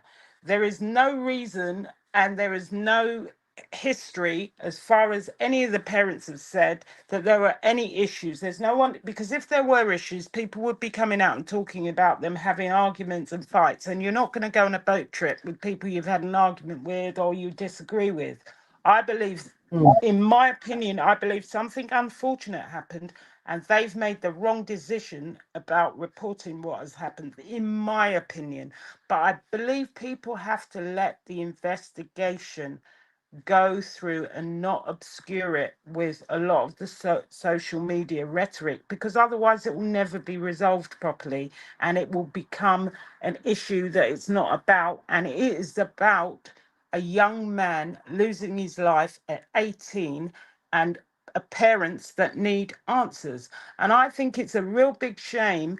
And this is starting to happen even more frequently, even in other countries like the UK, where these deaths occur of these, from minorities, and people have to get a lawyer to find out what happened to their child. You're supposed to be able to rely on an investigation, a proper investigation. I think it's such a shame that parents have to get a lawyer in order to get answers. I mean, that's crazy. It's crazy that you have to get a lawyer to get the police to do their job properly. It's mad. Exactly, right? And so me and Carlos, we was having a really great discussion. And like I said, to add to it, that we understand we have to compartmentalize the entire situation. What they are demanding and what they deserve is the justice, right? The justice system to do its job, to investigate, to get down to the bottom so they can have answers. What happened to my child? I need this justice system to give the same level of respect and importance to the case of my child as it would give to anybody else in any other race, right? So that is what we're understanding is what can be fought for on the civil rights side of things. But what I think is unfortunate is that because that is a civil right that is being fought, a lot of people automatically think that there is a race crime that is involved. And I don't think it necessarily has to be. We don't know until we get the evidence and the facts and find out what really happened. But I think that anytime a civil rights justice is being fought for, is almost always tied to a racial indiscretion or issue. And that's not always the case. I can't be sure, but it may, because let's just think about it. Once the evidence comes out as to what happened and we get the proper evidence and information about what happened, now all of the rhetoric, right, that is being spoke about and talked about or assumed and being made to be content and becoming talking points as far as, oh, he was the only black boy and he was with 3 white friends and the white friends came home alive, but the black friend didn't. This is racist. They did something to him. They hurt him. They harmed him. We don't have any evidence to prove that, but that's already the talking points, right? We don't know what happened. And let's be very clear, that's not always a dangerous situation, because I have friends of all different race, and I've hung out with friends of all different race, and I've never been in harm's way, right?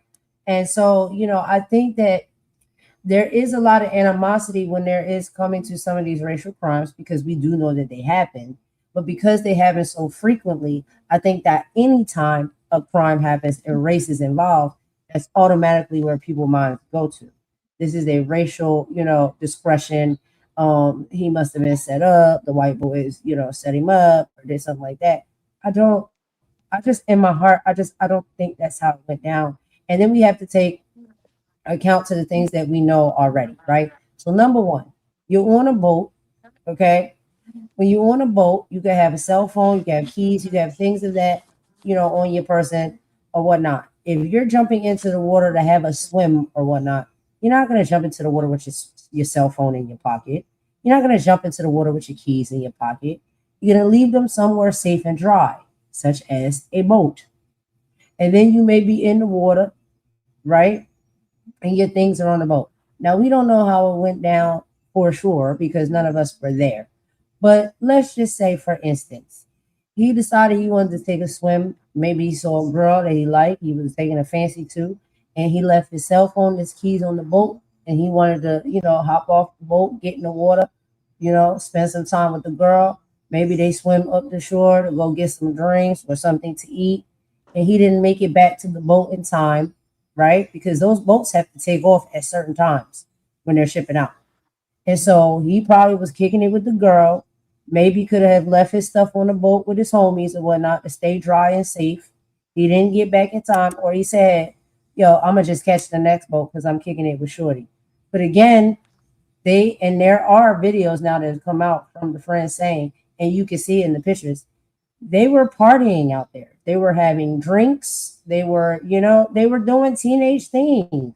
So he probably even forgot, or could have possibly forgot, that he left his cell phone and his keys on the boat with his homies. He was over there on the shore kicking it with Ariel. You know what I'm saying? The chick. And the boat had to There's only leave. He one didn't thing get back though. to the boat in time. There's only one thing What? though, Golden. Sorry, there's only one thing. Yeah. The girl that they said he stayed with, she Yeah. actually, I saw one report, and I might be wrong, so correct me if I'm wrong. I saw one report where she said he left with his friends. The girl Katie that they said, the girl Katie that they said he stayed behind with, she said she left him and went home with her parents, and he went with his friends. That was a report that I saw. This is why Okay. there is. But listen, This but is why listen to there's. the Hold on one sec. rationale of that, though. No, If but he hold left on with one his sec. friends This is why on there's the a boat question. that was leaving the Let island, how did they end up where they were supposed to be back in the States or wherever, and his body was still on the island if he left with his friends? That don't add But up. that's what they're saying. What they're saying is the story. I don't want to speculate too much because we don't know, and that's why these scenarios, we could do scenarios all day. The girl said he left with his friends. That's the only thing. Okay. All right. No, I saw that. I'm just saying it because I'm sure I saw it in a report yesterday. The point No, is, I saw that as well. I saw that as well. yeah, That the girl did she said. that But he that's why left I with don't his want to friends. speculate on what may or may not have happened.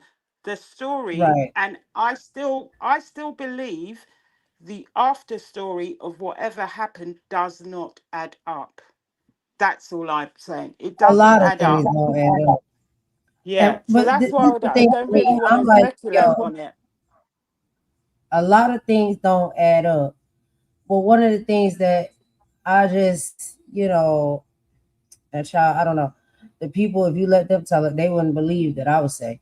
But you have to understand, I'm very rational with thinking.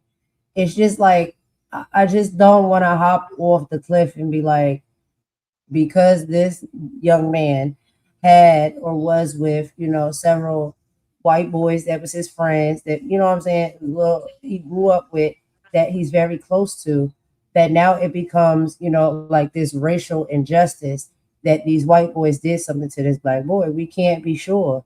We don't know. I Maybe, know. maybe I not. hear you. But I know, I hear you, but I'm just saying that I hear what you're saying, and I concur that we can't make any judgments, but we can't also go off speculating in what may have happened because there's certain parts of this story that have come out that do not add up to the story that the boys are allegedly telling.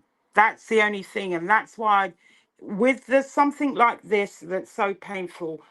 I don't really want to go down the what may have that's happened I apart don't from really want to talk apart about from it too much no either. Yeah. apart from wait until the evidence comes out. And the first thing that came out was they said he was with the girl called Katie, and she said no, he wasn't. He left with his friends. And the thing is, what you got to remember is you may fall into the water, but your body can travel. So we don't can be carried There's by the so many tides. nuances. There's so many nuances. Okay. Yeah. But So that's what I was just saying. one of the things I want people, and this is what me and Carlos was talking about. I want, I don't know. Child. It could be a thing. It could not be a thing. Um, if we just keep it real, right? Now we talking about these young kids who seem to have predominant parents within, certain spaces, right? Like judges, lawyers, they really have a reputation or whatnot. And they are probably privileged kids. Let's just be very clear about that. Um, and it just often makes me and reminds me of the Fresh Prince of Bel-Air. I'm sorry, it really does. Like on the Fresh Prince of Bel-Air, you know, Carlton used to be getting into trouble. Ashley used to be getting into trouble. You know, Will was getting into trouble. Hillary, child, she out there just doing whatever she doing. We don't know. She was just eating up all the money because she couldn't figure out what she wanted to do in life. But as far as when these kids get into trouble, you know that when your kids is doing something and it doesn't really sit well with your reputation, you can clean it up. You try to clean it up the best way you can, or it's not a good look for you.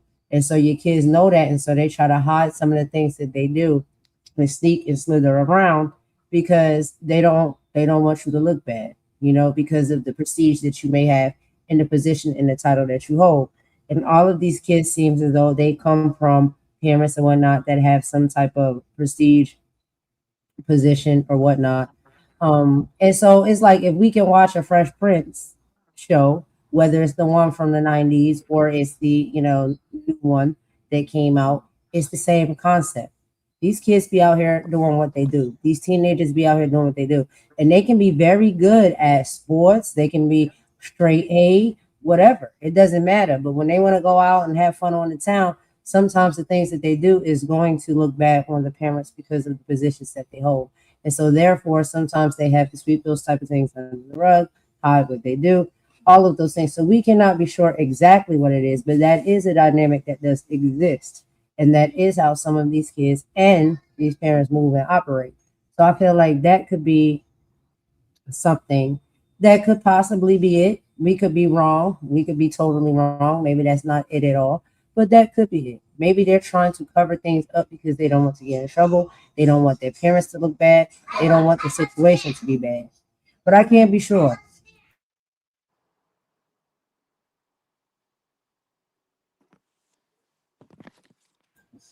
It just reminds me of like Carlton from Fresh Prince. You know what I'm saying? Carlton was doing all types of things. Carlton was getting into all types of trouble. And it was not a good look for the family. And so you know how those things go.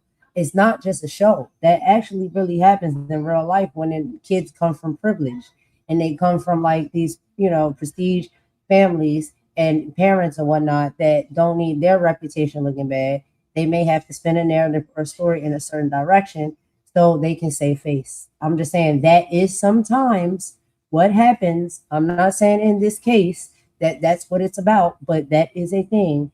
And so we cannot be sure. And like I said, when kids is out here turning it up, having a good time, you having drinks, Lord knows what else, and then you want to get in the water or you playing around, currents travel, waves are heavy, accidents happen. We can't be sure. But one of the things that I feel as though is very dangerous is yes, you're fighting for justice when it comes to having the case and the investigation and all of that be equal to how it is when it comes to any other race or child or person for cases like this. That's the fight for injustice.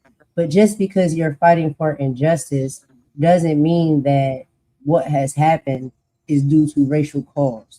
You know what I'm saying? And I just feel like that's kind of getting pushed out in the media more than the actual point that they're just fighting to find out the truth of what happened to their kid and they want it to be fair, especially living within the state that they live in of Mississippi, that has been historically known to be a very racist state in the United States. Very racist. And so they're saying we're just fighting for the equality to find out what happened. But I think the public is taking it on and saying, oh, because he was friends with white boys, that it must have been a race crime. I don't think that I can't be sure, but I think we just should not, you know, jump to those type of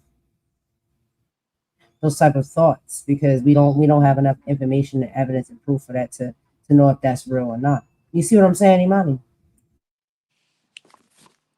Yeah, I hear you. I hear you. But you know, it's a sad story. We can only just wait for the news. As I said, I mean, they were all privileged kids, including Nolan. His parents weren't destitute, so they were all privileged kids. I just think people have to wait and see what comes out. I know one of the things that has been pointed out is one of the kids, their stepmom's a judge, and another one, their father's in law enforcement. It's the institutions that need to be examined rather than until the investigation brings out evidence rather than the kids. But there are some questions, and there have been some questions raised about the story that's been told.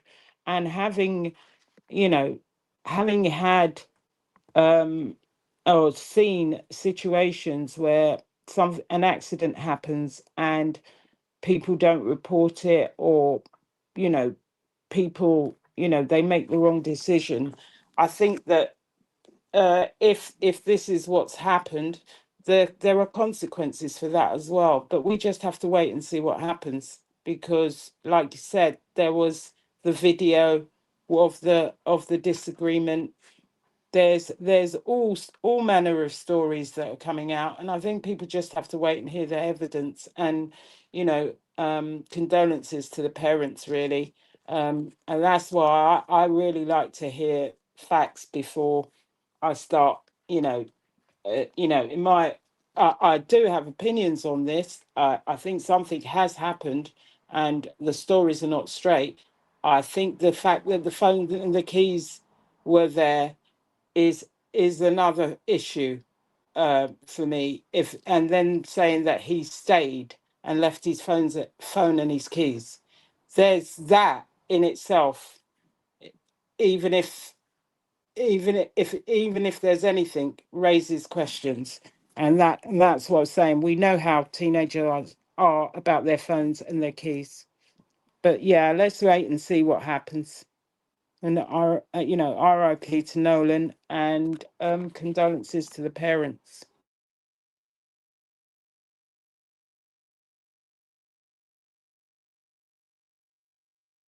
Agree. Definitely RIP to him and condolences to the parents and the family. And we have to wait for the rest of the evidence to come out so we can fully know what really happened and what went down. There are a lot of suspicious things. There are a lot of things that's not adding up. I think it will all come out. But I do also think that it's also dangerous to kind of jump to the race issue all the time. I know there's a lot of times where that is the issue and that is the problem in the cause. But I think because it has happened so much, it's like we automatically go to that right away. And it may not be that. But let's listen to this real quick. We'll meet y'all in the chat. We'll be right back. Following the latest surrounding the mysterious death of Nolan Wells, a black teen in Mississippi whose body would be found washed ashore after his friends allegedly would leave him on a remote island, a former Mississippi judge is now speaking up and highlighting some key issues he sees with the case.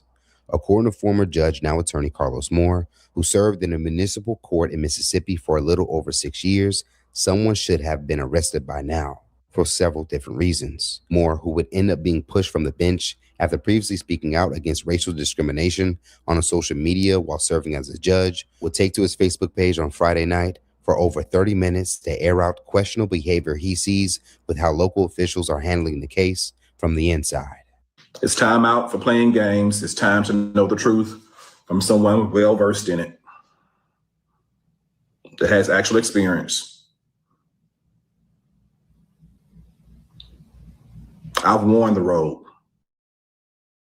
the black robe, and I've presided over these trials or preliminary hearings, arraignments, and initial appearances.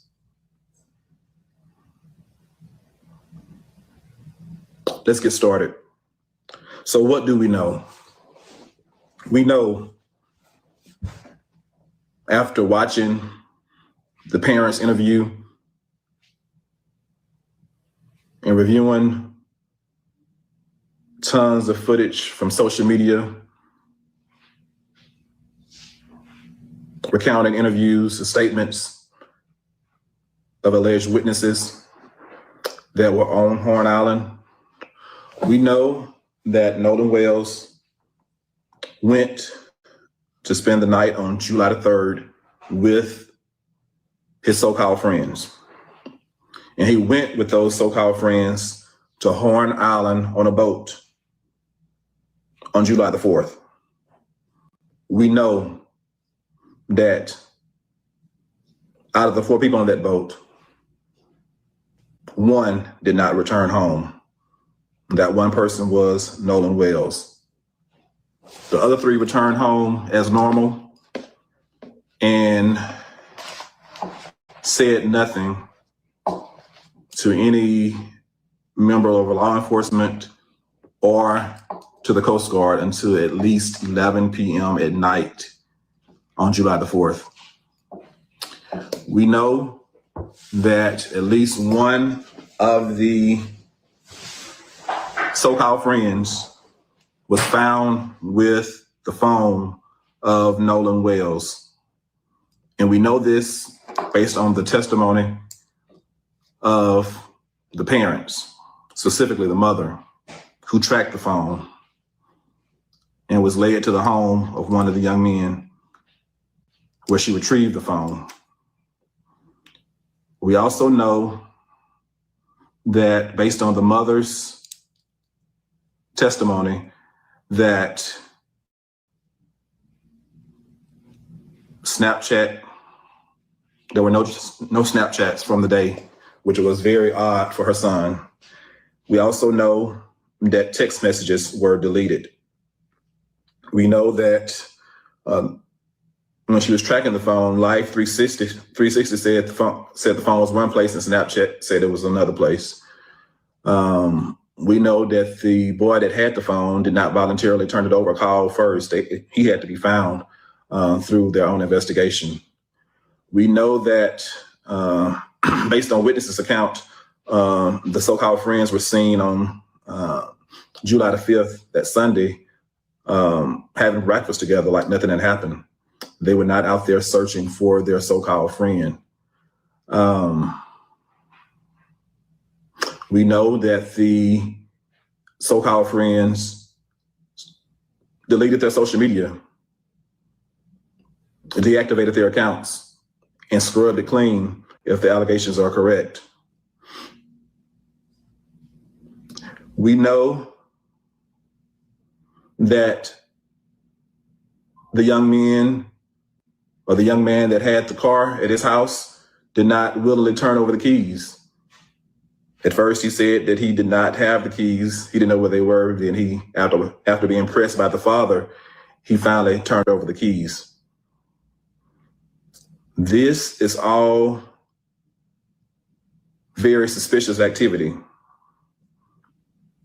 We know that based on an audio recording and some video that Nolan Wells can be heard saying, "Give me my freaking keys." Excuse me, "Give me my freaking phone."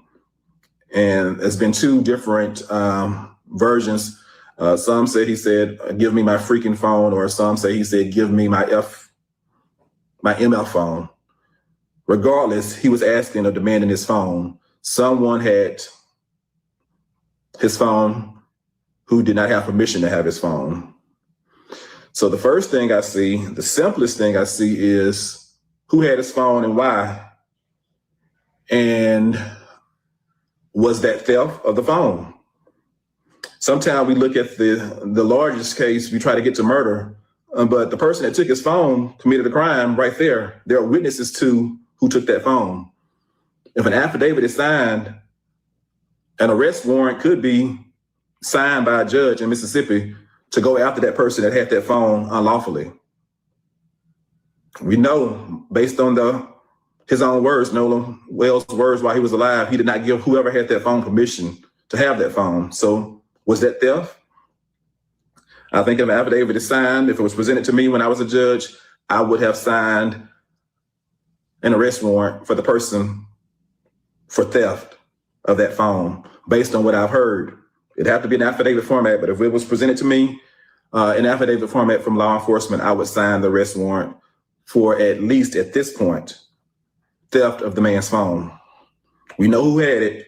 We know who didn't report it to the family. The family had to go find it. And we know that Nolan Wells said, give it back to him. And evidently it was not given back to him. Why was that?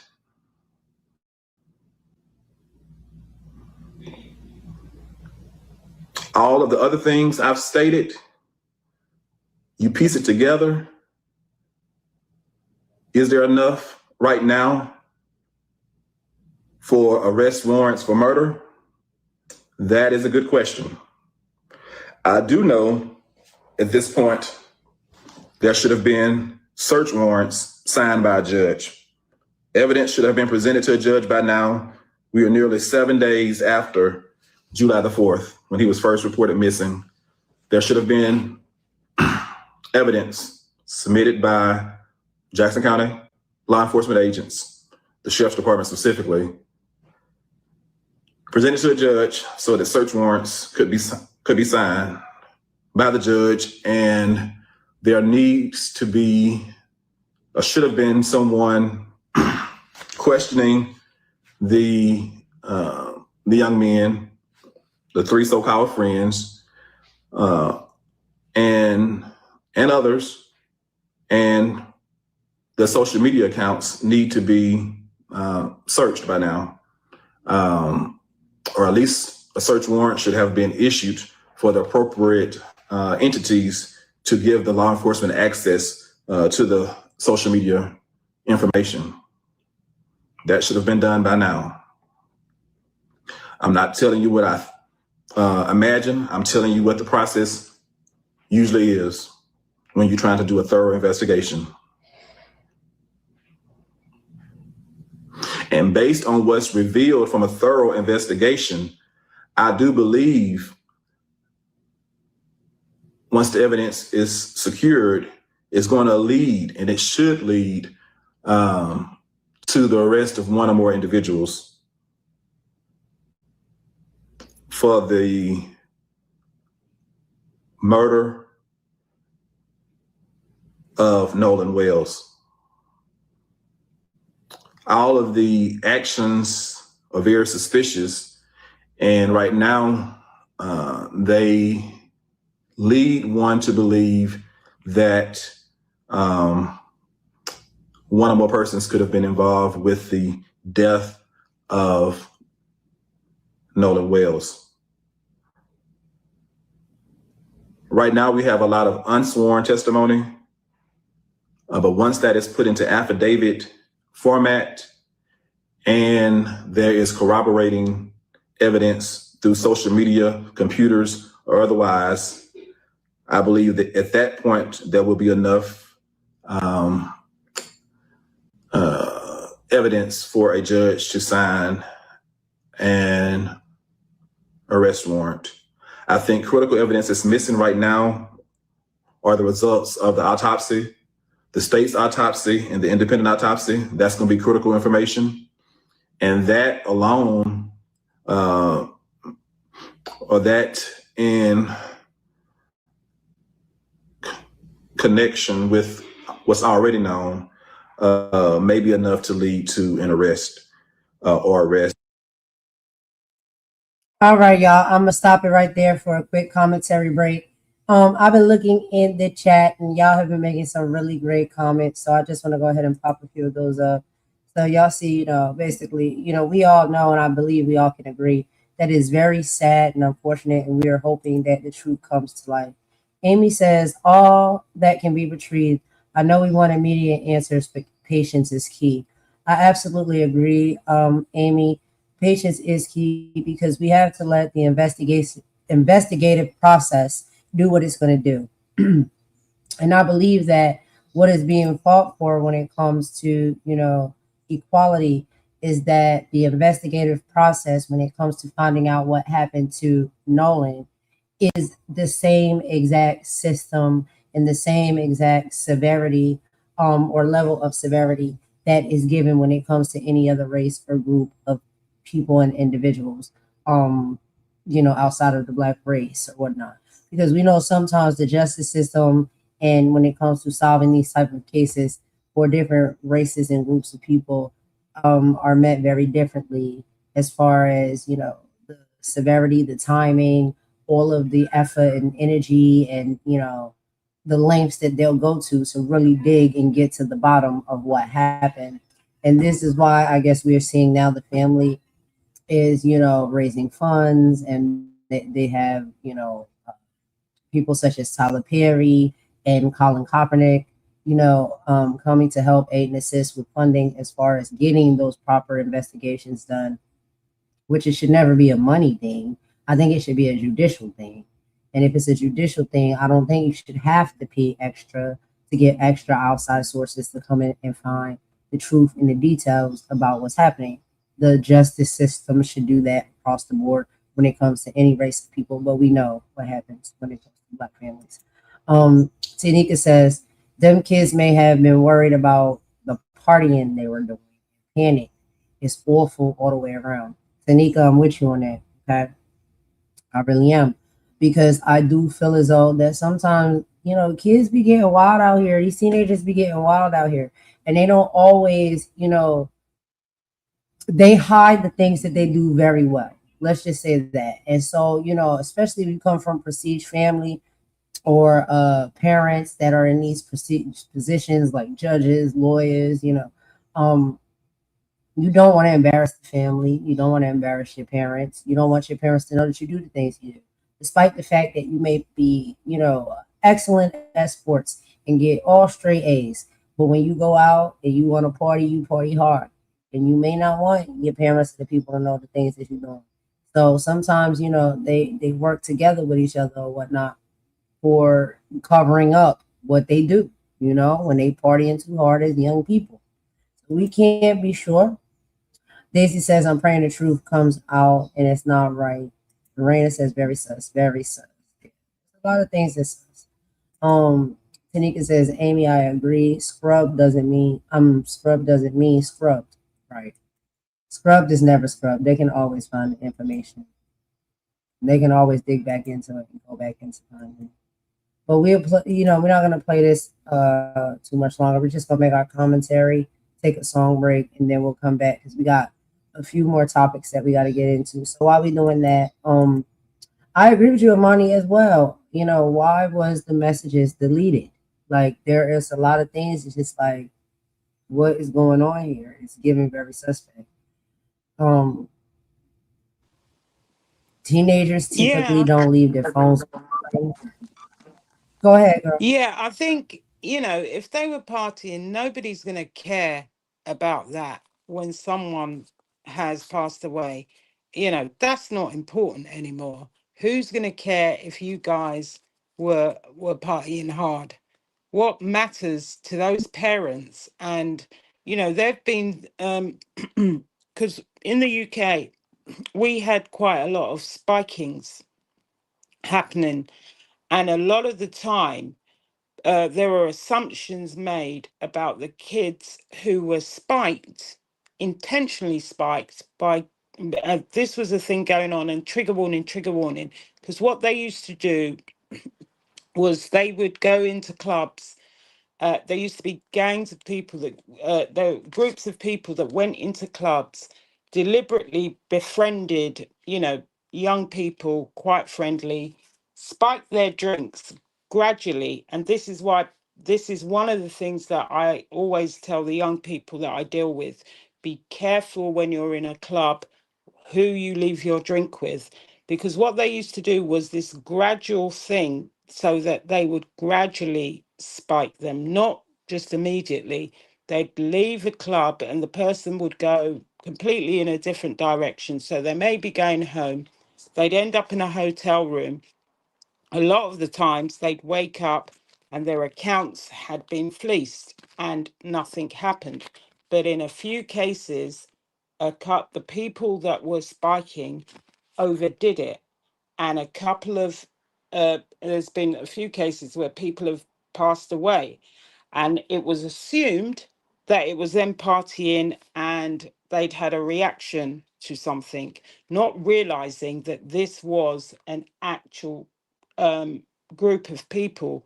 And then they discovered a guy who had been spiked, and the coroner or did the investigation and had, because a lot of these rugs disappear very quickly from the system. He actually did this test, and they found the rug that is used for spiking, and this was discovered a year later after the person had passed away. Then they discovered these team of people had been doing this all around a big clubbing area, you know, in central London, going into places and just making friends with young people that might have been shopping so they could see they had money, and they would fleece their accounts. And there have been several cases where people have been unalived simply because an assumption was made about the young person having had too much and met an unfortunate end. So this is why I never make an assumption about these things, because you just don't know, because people will say they're young. You know, there are things that people do. And a lot of this happened around, the reason why this was picked up was because of a phone, because they had the phone of the person. I'm not saying this is the same case, but there are things that they need to check, like, why are you deleting messages? You're making it worse. If you went and bought rugs, who cares? Someone's passed away. And this is why I think it's the institutions that need to do the investigations and be more thorough about this. I'm not saying that these boys have done anything. I'm not saying, I'm not going to speculate on what happened, but I think they need to do a thorough investigation. And the parents are fortunate to be able to get an independent autopsy, and that is probably going to be their saving grace in I agree. trying to find out. I absolutely agree. I absolutely agree with everything that you said. I agree with everything that I seen in the chat. I agree. Um, but what I am seeing, and I think that's what caused me, you know, a bit of discomfort. And I have to be fair when it comes to this. I understand that there are a lot of circumstances where things are done, you know, and these type of outcomes happen because there's some type of racial discretion. But what I'm saying is, when it comes to this case, I don't know. Something in my spirit is telling me there is no racial discretion, because you hear the parents speaking. They're basically saying they're friends. Like, they've been friends since they was young. They sleep over our house. He sleeps over their house. They're always together. They play on the same sports team. And despite the fact that they are Caucasian boys and whatnot, they're friends. And so it's like, friends, period, can sometimes, at being young, make mistakes and make poor choices and things of that nature. And unfortunate circumstances can come from it. I think for me, what it is like, I just see, like, because, you know, you got Ben Crump. Ben Crump, you know, he has a, now I notice it could be a racial injustice because of the way that the case is being investigated. I absolutely agree that there are injustices when it comes to how Black deaths and cases are investigated and the truth coming out as to what has happened. But what I'm saying is, when it comes to social media is painting a picture that this was a race crime, that the only reason he ended up unalived and on the side of the shore, or the island, is because he befriended and was friends with white boys. And these white boys were probably racist, and they had a part in this, and they did it for racial purposes. You see what I'm saying? So it's like there's multiple scenarios and like headlines and storylines that are being created at the same time.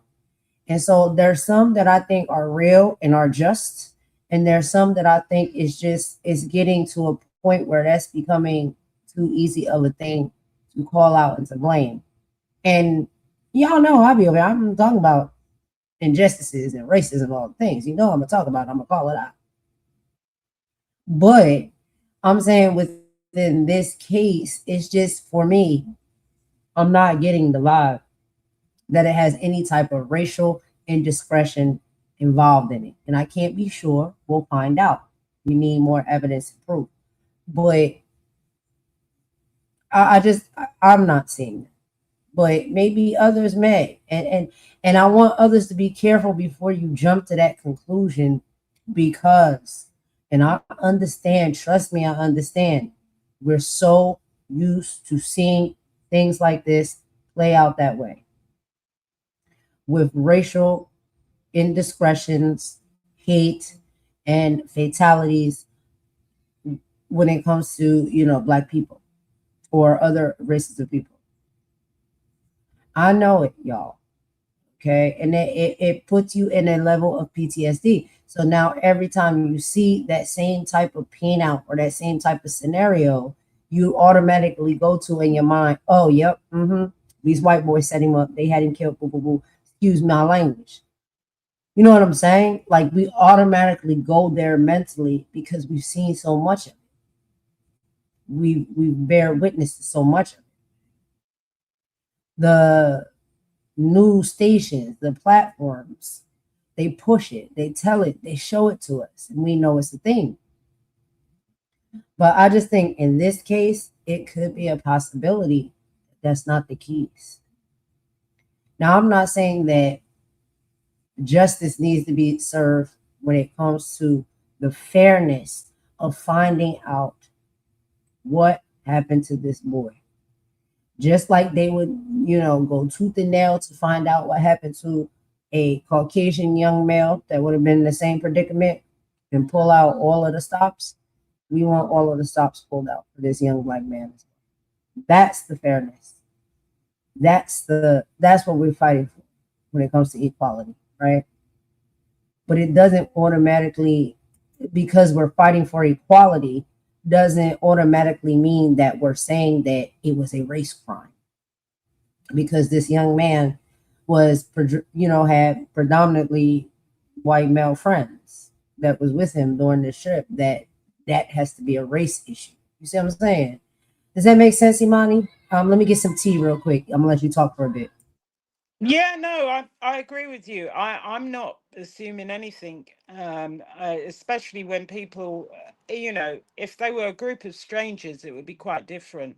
I'm not assuming anything. I think, the story doesn't add up, and the events don't sound like they went like they've been reported. But I'm prepared to wait to see what comes out of the investigation, what the messages were, what actually happened.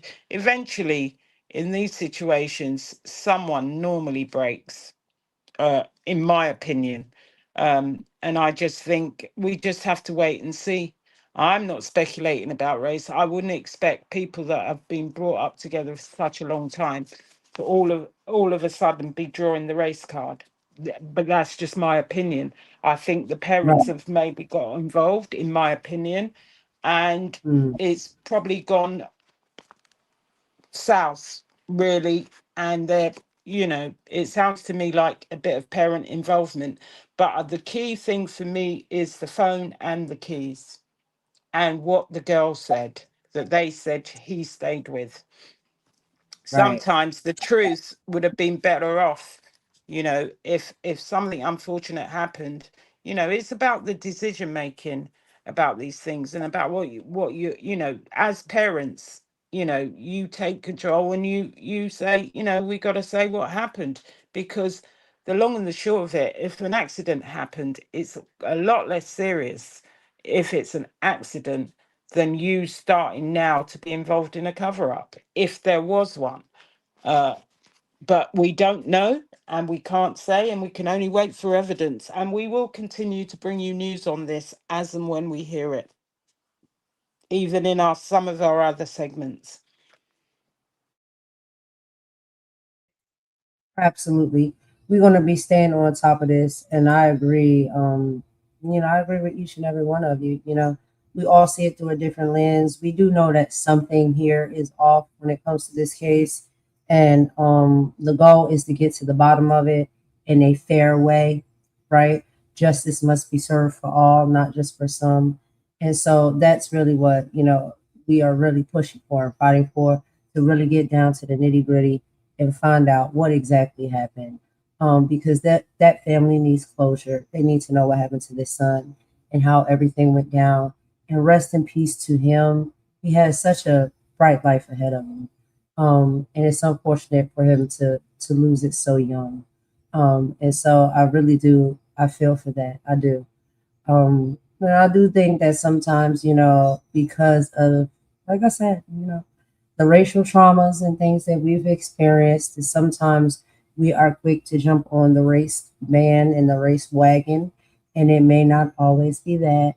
So I'm just saying we just, we have to wait till we get more information, and be fair and understand that everything doesn't have to do with race. And I know that, and I don't know if people feel as though they know that I know that, because I do speak up heavily about racial injustices and energies and things like that. But all we're fighting for and all we really want to see is equality across the board. It's not about, one's on top, one's on the bottom, and then it switches. No, we're asking for equality and level. And so, that's typically what I talk about when it comes to racial issues and stuff like that. It's, just respect, love, kindness, and fairness and equality. That's all. But I'll let you go, Imani. We'll take a quick song break after that, and then we'll get into our next topic, which is I actually was going to just have a going to little. say RIP. I was just going to say RIP to Nolan Wells. Condolences to the parents and the family. It must be hell going through this at the moment. And I hope they get a resolution. So Hey, RIP lady, to Nolan and condolences to the family. I agree. And are we gonna go take a quick song break, y'all? Since we are, a lot of people are resting in peace, unfortunately, too soon. I'm gonna go ahead and play a song break that correlates for that. But thank you all for coming in. What's up, Lacey? Thanks for coming in. I appreciate that. Tanika's here, Raina. Hey, Raina. And I know you told, a little bit of your story and your experience as well. So I'm sorry that you went through that.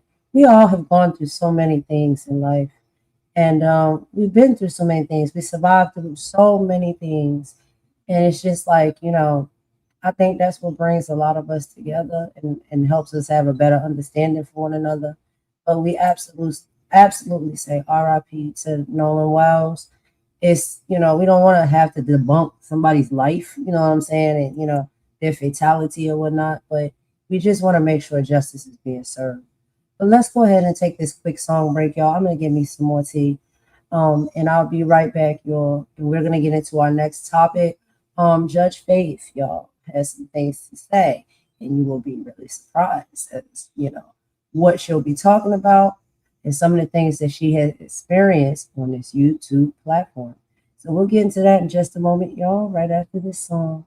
Thank y'all so much for rocking with us. I really appreciate it. We'll be right back.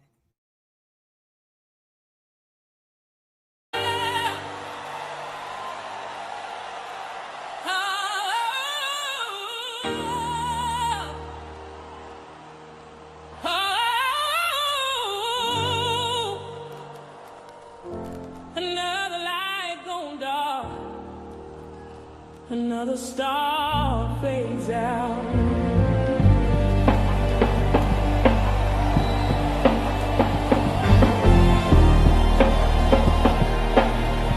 Yeah.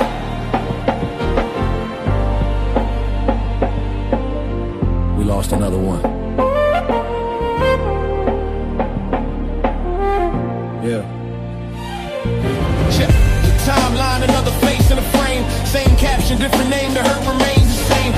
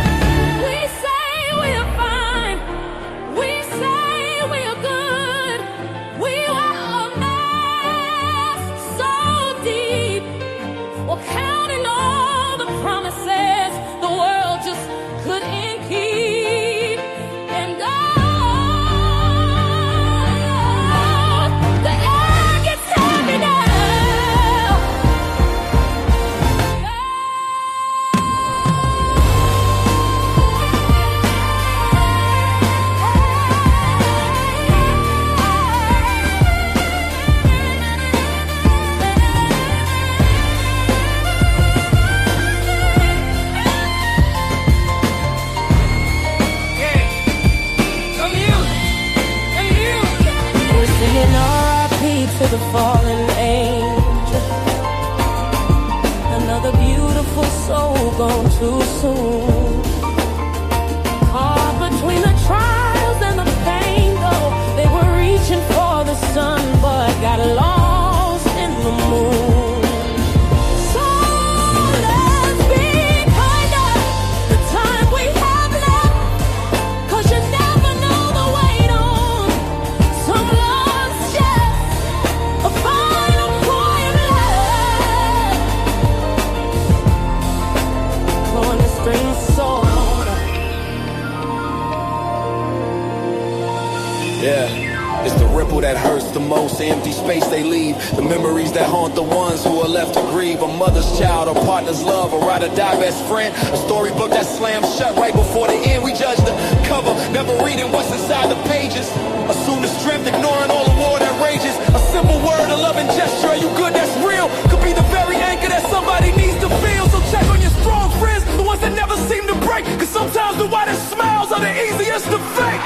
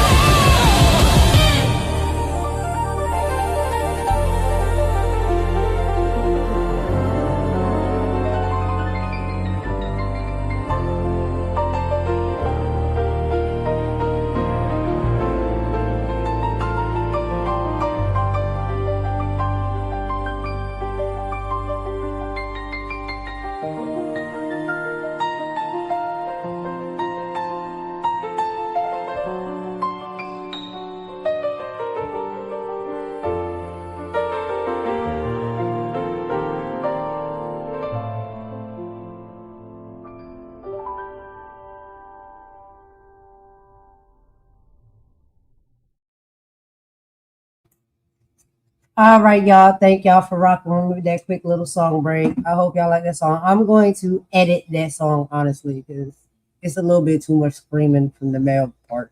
But it is powerful, but I'm going to tone it down a little bit. But anyway, y'all, let's move right along. We're going to get into our next topic for this live, y'all.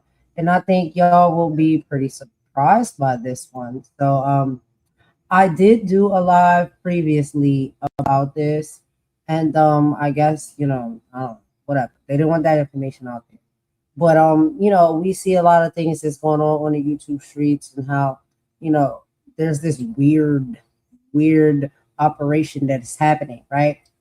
So we're going to be hearing a little bit today from Judge Faith Jenkins, and she will be discussing basically some of the things that she also has been dealing with, her and her family, when it comes to exposing the people behind the anonymous YouTube accounts and that defame people. So Judge Faith Jenkins and Kenny Lattimore, which is her husband, have experienced a lot of this trolling activity as well on YouTube, So yeah, this is a massive investigation into digital hit jobs. So for months, there has been, and again, this is not new, this is older, but I'm bringing it back to y'all again. So basically, they were saying for months that this prominent power couple, Judge Faith Jenkins and R&B star Kenny Lattimore, they have been the targets of vicious, coordinated defamation campaigns run by completely anonymous, faceless YouTube channels. These accounts have manufactured malicious narratives, weaponized false rumors, and actively tried to destroy their reputation under the cowardice of digital anonymity. We are pulling back the curtain now on how these accounts operate. It turns out that these aren't just random isolated trolls. IP tracking, digital footprints, and network analysis have been revealing a highly calculated, interconnected web of individuals who use these smear campaigns for profit and personal vendettas. They are naming names and breaking down the receipts and showing exactly how these bad actors manipulate the algorithm to spread targeted defamation against Black creators and public figures. So, y'all, before we get into this video, Imani, do you have a few things that you can add to this? Let me just go pop into the room and check on JJ real quick, and I'll be right back, and then we'll get into the video, okay? No, I don't have much to add, but we did show this actually about 3 months after it occurred, and now Judge Faith Jenkins and her husband Kenny Lattimore, they've got a lawsuit against Google LLC, and for allowing some of this stuff to go unchecked. So it is very topical at the moment. We did cover it before, but it was a few months ago. But we thought it is something that is relevant because I think they may be doing an interview very soon, and I do believe they have a lawsuit pending. So it is topical, I think, or we think. Right. And I'm back now, girl. I'm sorry about that. I just had to tip off and check on him real quick. But yeah, this was very interesting. And you got to see, y'all, this is this is happening to a judge. YouTube and how this YouTube works and this setup is not just attacking just regular everyday people like you and me. They're attacking judges. But I'm gonna let Judge Faith tell it better than I can tell it. So let's get into it, y'all. We'll meet y'all in the chat.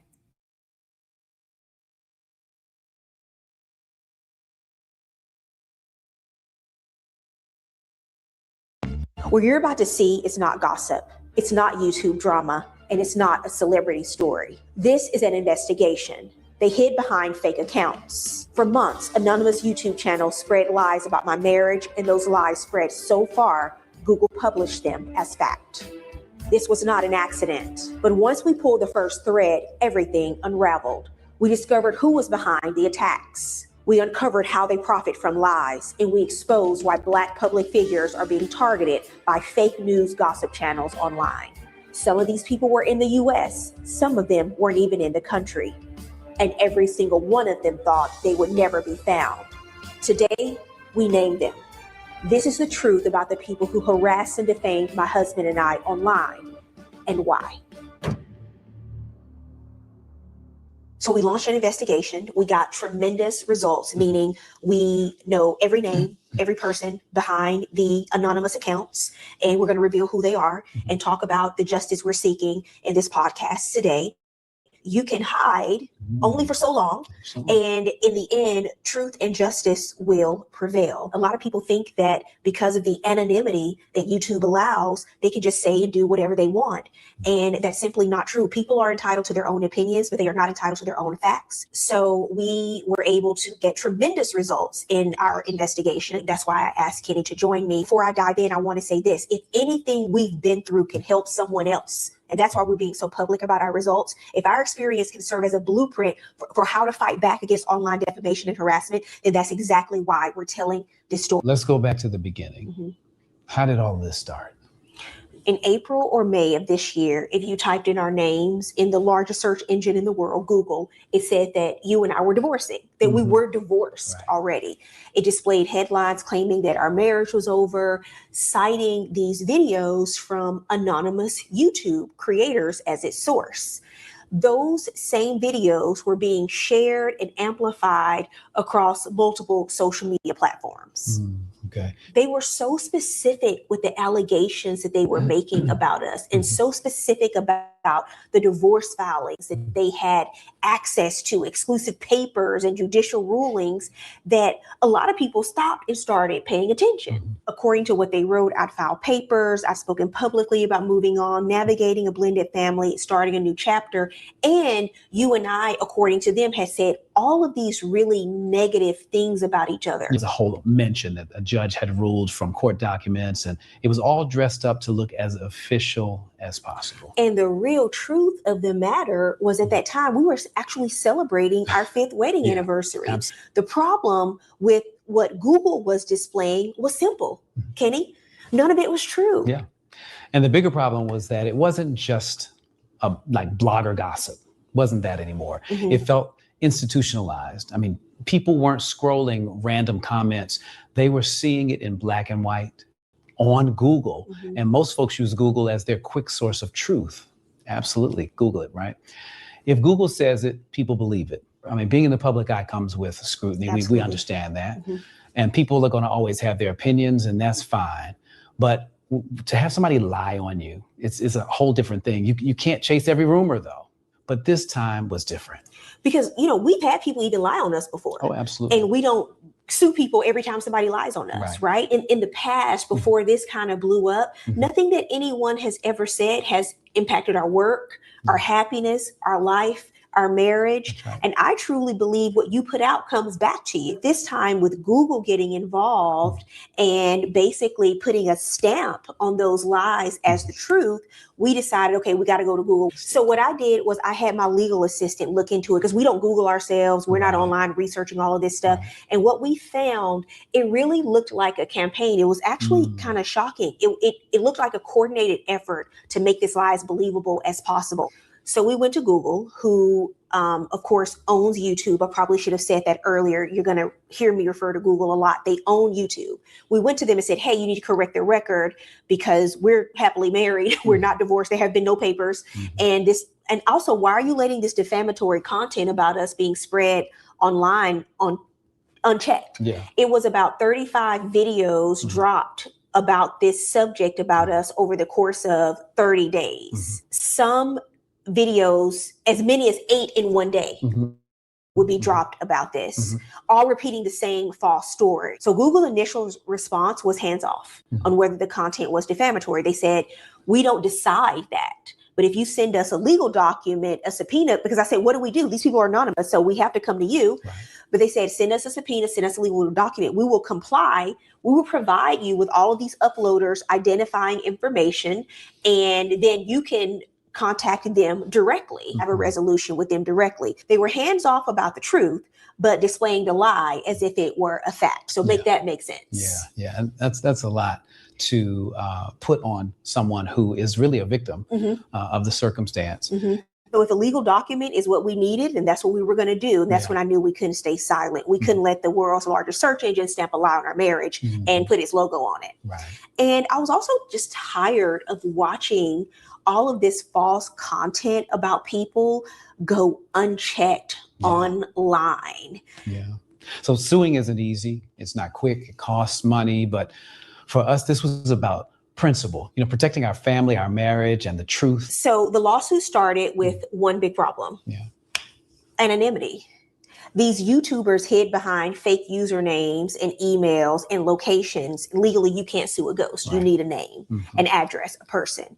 So we had no choice but to go through Google. Legislatively, Google is actually protected from lawsuits like this, where they can't be held responsible for creators' content on the site. And I'll also say this, the day that YouTube decided anyone could monetize views was the day the race to the bottom began. Well, but why is that? I mean, because I want you to think about this. Gossip is more entertaining than the truth. Scandal sells. Being happily married doesn't get views. Creating controversy does. So anonymity plus money is the perfect storm for people who, with no character or integrity, who are willing to say anything. Here's the good news. Google did not fight us on the subpoena. We sent in the requests, and in about 45 days, they produced everything we requested and notified the uploaders their identifying information would be turned over to us unless they objected in court. And so when that production arrived, for those who did not object, we received names, addresses, phone numbers, email addresses, and everything came into focus. These were not faceless nobodies. They were real individuals with families and careers who, from behind a screen, decided to try to tear ours apart. So let us walk you through how it all unfolded in this process. The first videos dropped April 5th and April 8th. They were from an account called Black Celeb News.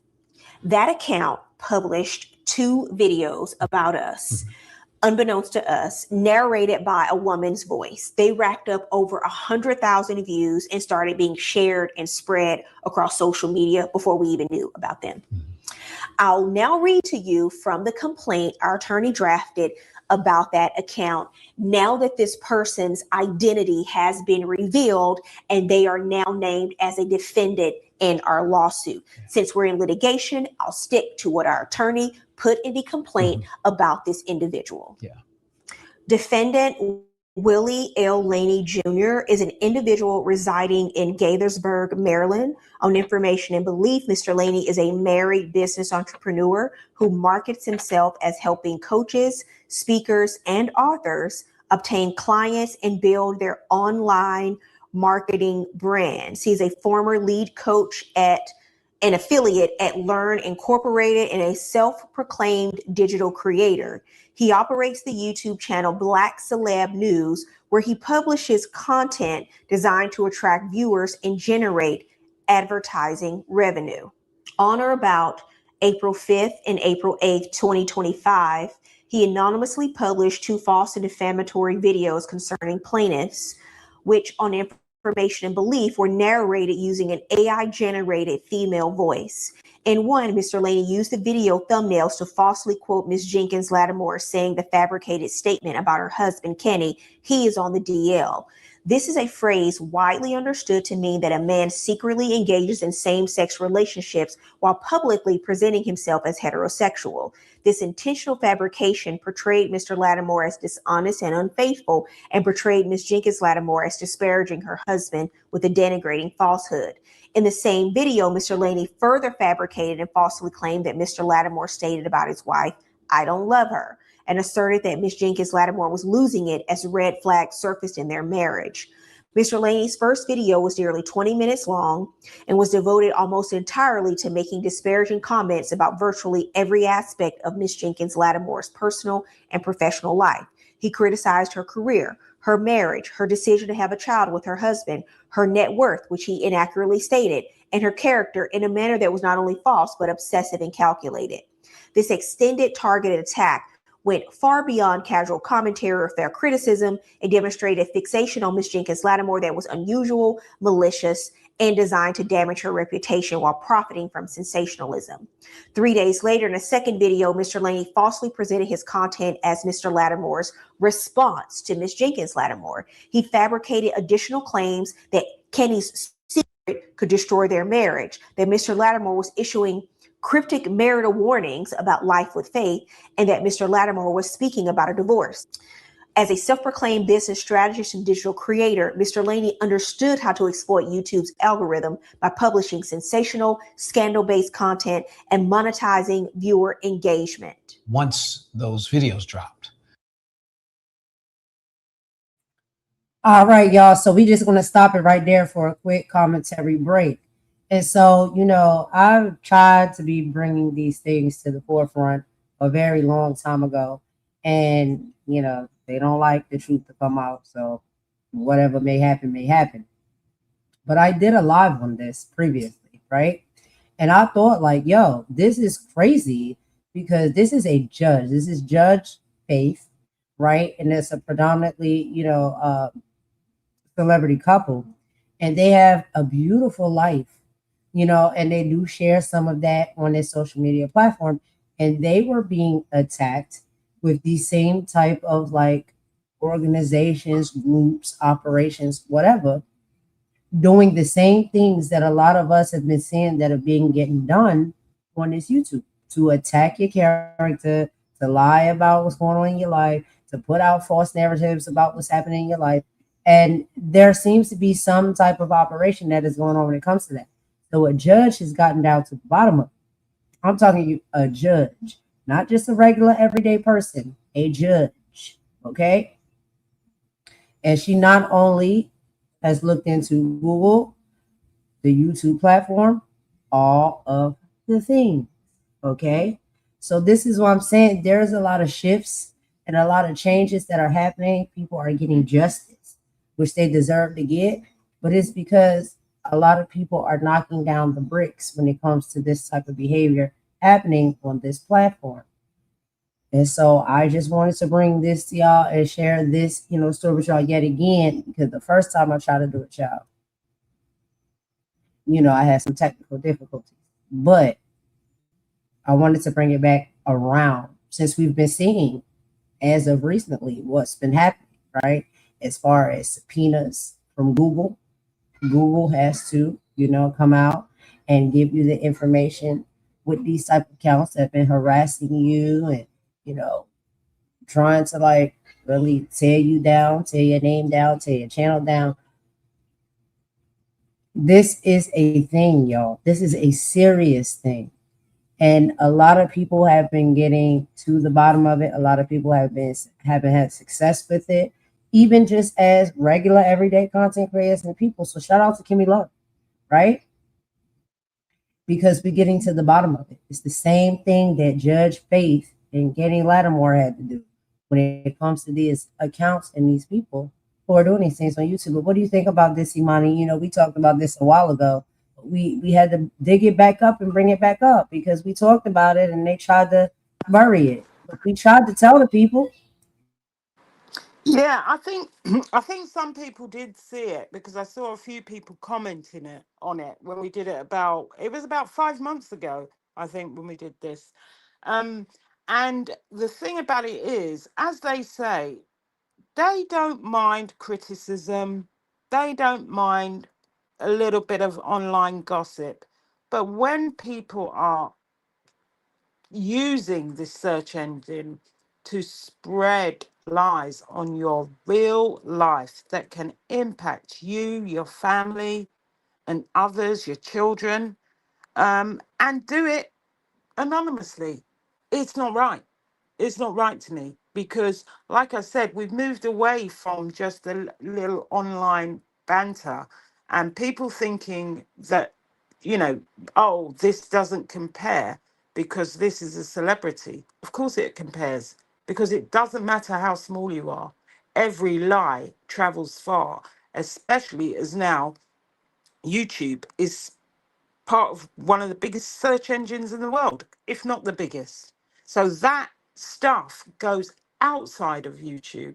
So even if you think that it's just on YouTube, it's just in the black tea sector, or it's just on YouTube. No, it's on a search engine. So if someone searches your name, that stuff, if it's prevalent, will come up. And it's not right. And I believe if you're going to say something about somebody, it's just like facing your accuser in court. You need to know who they are so you can challenge it. And if it's defamation, if it's libelous, people should be able to sue because you can't just go around saying things without consequences. I know we have freedom of speech, but it's not freedom from consequences. So I think this is really, really going to wake up and let people sit up and take note. And, I well done to Judge Faith. Love her anyway. I think she's so great. But this is weird how it's come full circle. But yeah, I say hats off to them. And I think this is going to start an avalanche of things going on, because they're meant to have an interview, and we'll let you know when we find out more. They're meant to have a big interview with a station about this. I believe it's this month, but also I believe Judge Faith is expecting a child. So maybe, things may have moved. But keep your eyes out on this story, because it is going to be very important. I agree. And, yes, sometimes I don't even want to say things because of privacy, you know what I mean? But I think it's been public. So, shout out to Judge Faith Jenkins and Kenny Lattimore. Congratulations to them. They have welcomed, a new baby bundle into their life, and they have a happy life. They have a happy marriage and a happy family. And for people to come on the internet and tear you down because they hate the happiness that you have and the connection that you may have in your life, because they may not have it, it really is it's sad. It's sad for you to be able to come to the internet and try and paint narratives in people's lives to be something that they're not, or paint people out to be something that they're not, all because you don't like their life. You jealous of their life. You don't like them. You're jealous of them. And you want to go out here and spread these toxic rumors around the internet about people. And again, weaponizing people's traumas, right? I seen, and I'm not going to say because I don't want to be the one to repeat, but, if you know, you know. I've seen some of the most horrible things being said, right? And I'll talk about it with this person behind the scenes. I won't do it on the live. But I've seen what they said about her in a very traumatic situation. I've seen what they said about a lot of people in very traumatic situations. And I just think it's nasty work. And now we see this is actually a thing. So this is called the era of the faceless sniper is over. Okay. So this is what we're going to talk about. For months, maybe even years now, we have watched the dark, toxic, and highly lucrative industry grow on YouTube. We have watched completely anonymous, faceless channels hide behind avatars, using stolen stock footage and AI voiceovers to manufacture vicious, calculated lies out of thin air. They have targeted some of the most celebrity spaces. Power couples like Judge Faith Jenkins and R&B icon Kenny Lattimore, systemically attempting to destroy their reputation, dismantle their family, and tear down Black excellence for the sake of a payout. They think because they don't show their faces that they are invisible. They think because they operate under fake handles, they are untouchable. But today, y'all are seeing that the time is officially up. So let's get something straight right now. Anonymity breeds cowardice, but digital footprints are forever. You thought you were hiding in the shadows, but you forgot that every single click, every single upload, every single coordinated attack leaves a digital trail through IP tracking, forensic network analysis, and cross-platform data mapping. The curtain is being pulled all the way back. Y'all, when I see that phrase being said, it reminds me of the Wizard of Oz. I'm sorry, I can't help it.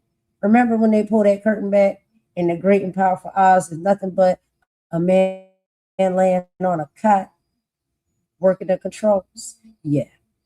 So people are naming names and they're pulling the receipts, and these faceless snipers in the bushes are being dragged out into the bright light of day. Come on out. Come on out. This isn't just a platform issue anymore. This is a legal reality. Whether you are targeting a distinguished federal judge, a legendary artist, or an independent content creator just trying to build a platform for their family, the law is catching up to you. The courts are issuing John Doe subpoenas faster than you can hit delete. The legal system is piercing the veil of anonymity, And the financial and criminal ramifications of malice defamation are landing right on your front doorstep. And if you think the platform that you're going to protect your traffic, think again. Google and YouTube are on absolute high alert. The algorithms you manipulate to profit off of chaos are now being flagged, suppressed, and they're going to terminate and coordinate with other networks. The days of making a passive check between, destroying people's lives is over. So let's look at who's feeding you. If your channel refuses to stand in the light, put a real face or a real name or a real integrity behind your words. It's not commentary. They are targeting you. To the people running these accounts, pack it up. The tracking is done. The filings are ready. And the era of anonymous digital hitmans is ending. It's coming to an end. So, y'all, let's get back into the rest of this video, because I know y'all don't want to hear from me. Y'all want to hear from a legal judge. So let's see what Faith Jenkins has to say, and Kenny Lattimore, y'all. Let's get back into it. We'll meet y'all in the chat.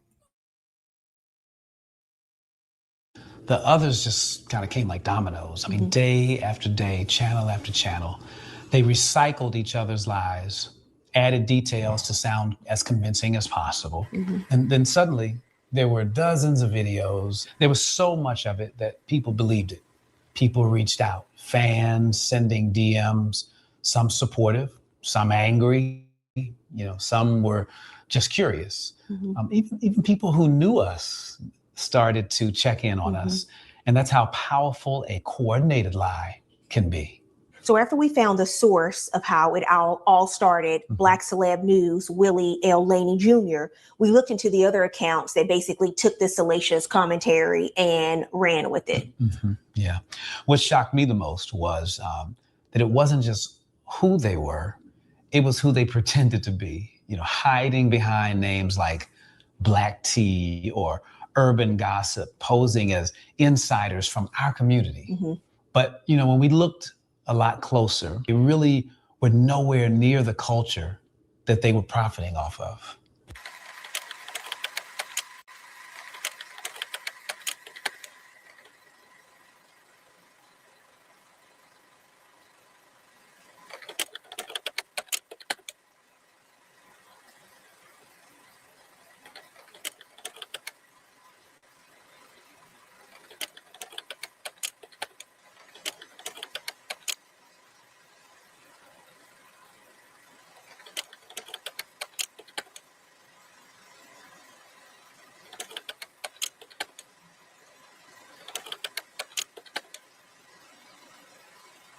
These next attackers were different. They weren't just copying lies, they were running an operation. YouTube is being used to generate profit from lies and attacks on Black public figures, and it doesn't even start in the US. NBC News reported on this problem in 2024. They found YouTube channels pumping out fake stories about Black celebrities, fabricating scandals, using fake thumbnails, distorting their images, and those videos racked up millions of views. But what NBC didn't uncover was who was behind these channels. Now we know. In our case, not all of the attackers were in the US. Some of the channels that spread lies about Kenny and I were run by people outside this country, people who pretended to be based in America so they could blend into conversations in our culture and avoid accountability. They didn't want you to know that, because a so-called Black celebrity news channel hits different when you think it's coming from a member of the community. The goal is to gain your trust. You let your guard down. But these were not US-based creators. They were anonymous operators using fake identities and fake locations, people who build entire YouTube channels on lies, not journalism, not commentary, lies scripted for profit. And here's what shocked us. This has been allowed to go on for years. Somewhere along the way, these uploaders decided that Black people were easy targets, that you could lie about us, profit from us, and nobody in power would care to stop it. That ends today. And I will show you exactly who they are and where they operated from in this video. Why are they so brazen, you might ask? There's a reason. They know they're operating outside of the US. They know YouTube and Google are protected under US law section 230, which means the platform can't be held liable for what creators post. They know that makes them hard to reach legally because they're out of the country. They think that means they can't be touched. So they feel untouchable. They feel protected. They feel free to try to destroy lives from behind a screen. But exposure changes everything. Look at how this group of channels, owned and operated by the same person, amplified Willie Laney's lies. These videos didn't appear randomly. They were released in sequence. Look at the pattern and malicious intent by which they operated. This is coordinated amplification, and their goal is always one thing: make the lie go viral. Get people to start writing the celebrity, get their attention, get them to respond and feed the algorithm. Once they pull you into it, they profit from the chaos. And here's what exposes their operation for what it truly is: not commentary, but coordination. When we filed suit, the owner of this group of channels, who publicly claimed to be US based, was not in the United States at all. Yet instead of revealing who they really were, they quietly hired a California-based attorney to defend them in this lawsuit. Think about that. Someone posing as an American celebrity news gossip channel overseas suddenly retained U.S. legal counsel. That doesn't happen unless there's a real business behind the lies, one worth protecting. We reached a legal settlement with this operator, but as of this recording, they have not completed all of their settlement obligations. So let me be clear. They are still under legal scrutiny. Their compliance is being enforced, and their final outcome is still to be determined. They built their platform on deception, fake identity, fake location, fake stories to manipulate audiences and profit from chaos. And now accountability has reached their door. Then there are the accounts that we are not in settlement talks with, and they are named in our lawsuit. Here they are. Nazir Rao claims to be based in the U.S., runs the channel Star News, targets Black U.S. celebs and public figures with misinformation. He's actually based in Pakistan. Dinar Minglalamov runs the channel Black Tea, claims to be based in the United States, targets Black celebs and public figures with denigrating content. He's based in Russia. Kunjamal Jayan, official Vault Videos, claims to be based in the United States, targets Black public figures and celebs with defamatory content. He's based in India. Imran Igra runs the channel Celeb News, claims to be based in the United States, targets Black celebrities with misinformation and also Black public figures. He is actually based in Pakistan. Mohammed Shabazz Haider runs the channel Celebrity Star Talks, claims to be based in the United States, a gossip channel with negative content about U.S. Black celebrities. Mohammed is based in Pakistan. Sunny Duvall claims to be based in the United States, runs the channel Mukon Music, targets Black celebrities with negative commentary, actually based in Pakistan. Muhammad Islam runs the channel We Got Celeb, claims to be based in the United States, targets Black public figures and celebs with negative and denigrating content. Muhammad is actually based in Pakistan. This doesn't happen by accident. It happens because YouTube allows it to happen. This entire abuse pipeline only works because YouTube gives anonymous and foreign operated channels the ability to lie about where they are and who they are and still get paid for it. And that has to change. YouTube doesn't need a task force. It doesn't need a 5-year study. It doesn't need another statement. It needs to implement policy, and it needs to do it now.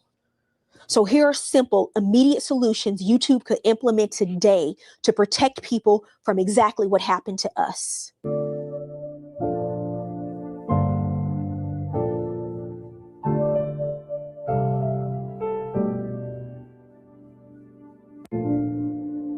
One, require regional disclosure. If a creator is not located in the country they claim, they must disclose their region. No more fake Atlanta-based gossip channels operating from Russia. If a channel wants to speak on U.S. public figures while pretending to be U.S.-based, the audience deserves to know the truth. 2, verified identity for monetization. If a channel wants to make money on YouTube, verify who owns it. Not a screen name, not a VPN location, a real verified human or business entity on file. Next, label synthetic and manipulated content. If a video uses AI voices, fake or manipulated photos and thumbnails, or synthetic visuals, label it upfront. Viewers deserve to know when the voice they're hearing isn't real. Stop ranking anonymous defamation in Google's search engine. No unverified channel should outrank the truth in Google search. If a channel is not verified, meaning there's no real person, no real identity on file, it should not dominate search results about real people. That is basic safety and basic integrity. And tracking and penalties for repeat defamation. Channels that repeatedly publish provenly false claims should receive defamation strikes and lose monetization privileges. Folks, these are not radical demands. These are common sense protections that YouTube could deploy right now if they wanted to. The question is no longer, can they do something? They can. The question is, will they? And if they won't, it's time for the public, the press, Congress, and the courts. We must start asking why. Now that we know the truth, we are not backing down. We are pushing for real accountability for every channel involved in this case. Stay tuned.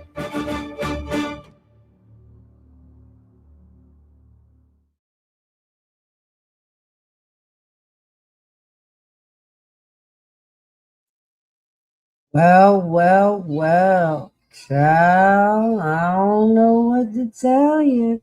But yeah, again, y'all, I ain't even playing. I did try to bring this to the forefront previously. I'm bringing it back again. Y'all seen it.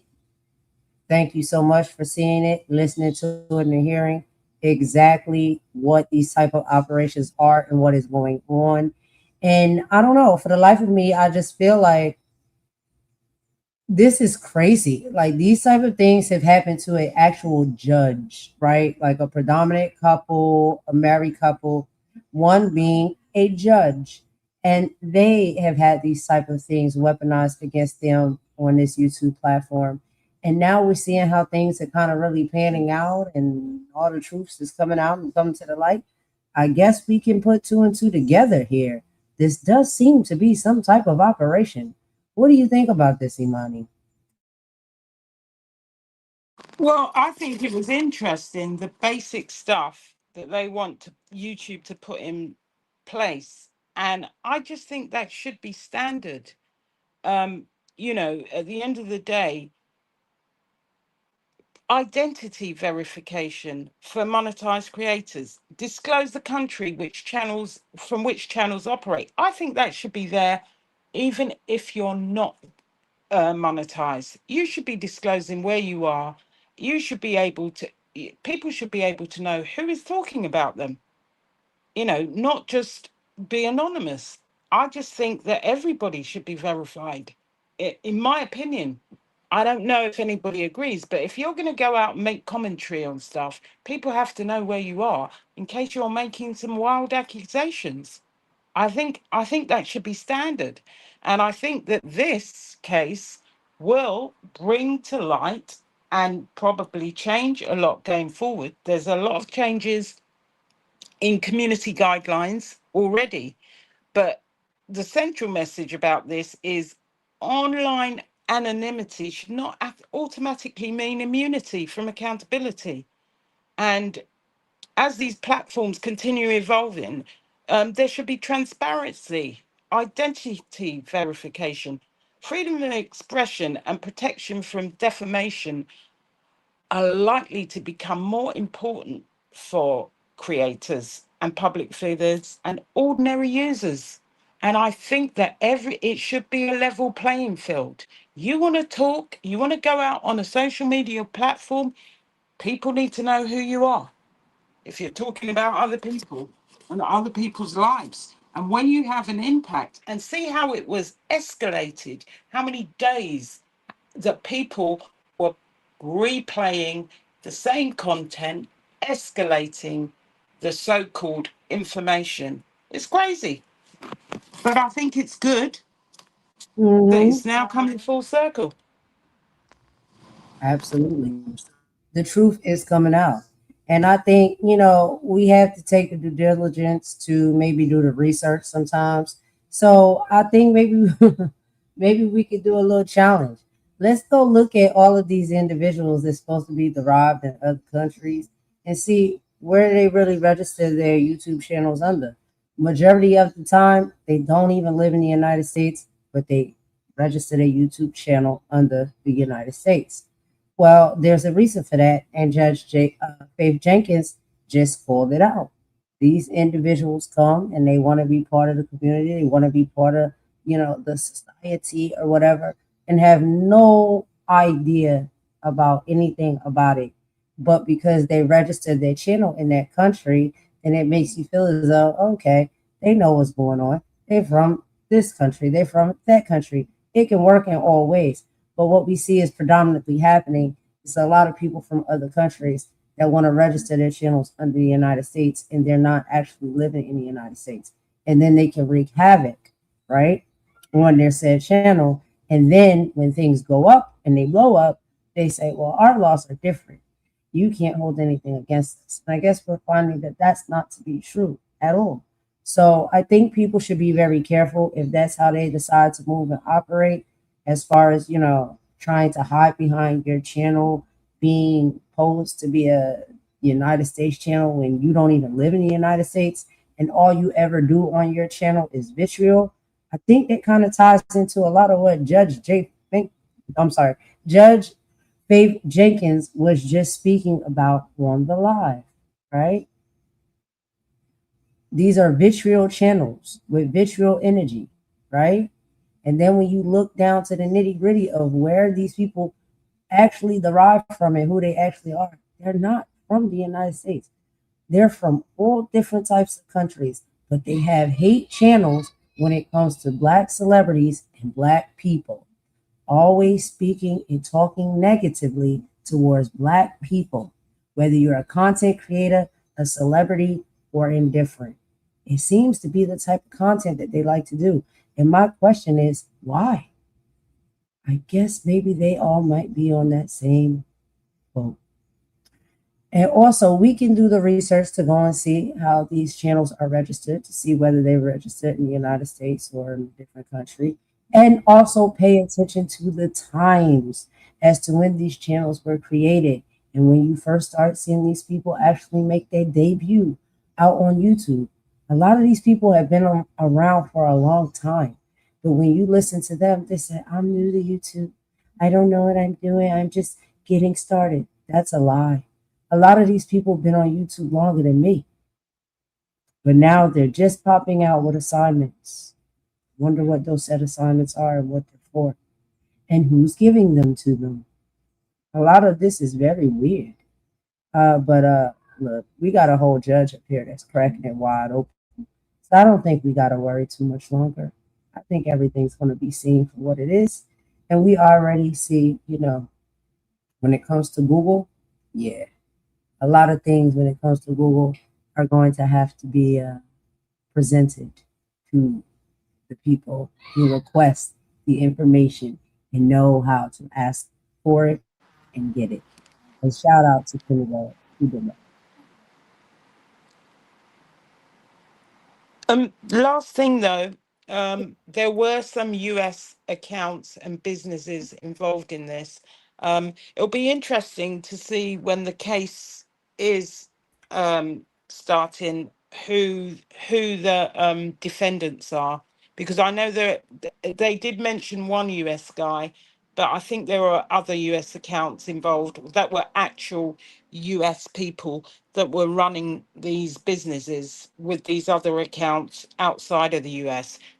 In my allegedly, I'm not sure, but allegedly they were running these groups of trolls. Really, that's the best way to describe it.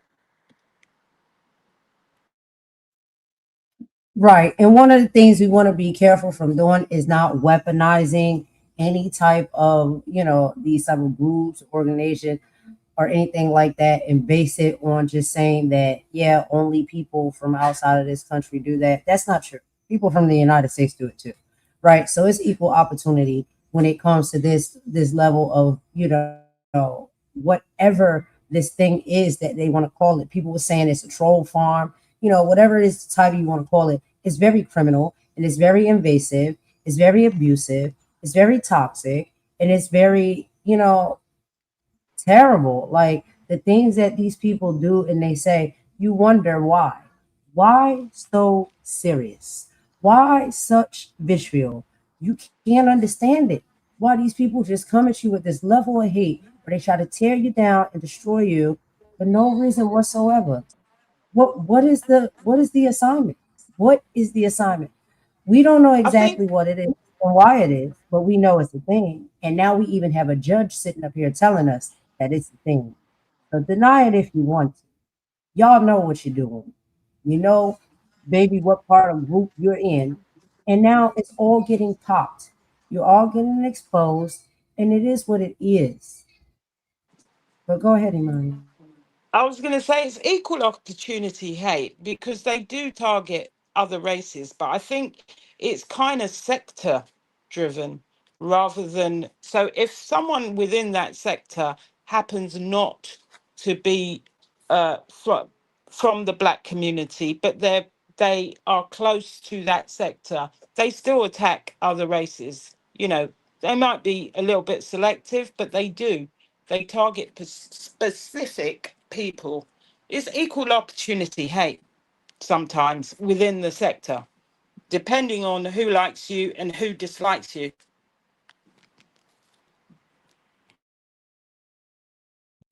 Right, I agree. And I don't know what that's about. You know what I mean? Like it's very weird. It's like because a lot of the time these individuals but I guess that's part of the game, right? Pretend that you like the person, pretend that you want to connect with them, pretend that you want to work with them, pretend that, y'all cool, and then turn around and actually do the real operation that you were sent to do. It's mad wild to me, yo. But the more and more I dig and do research, and I see what's really going on, now it all starts to make sense, y'all.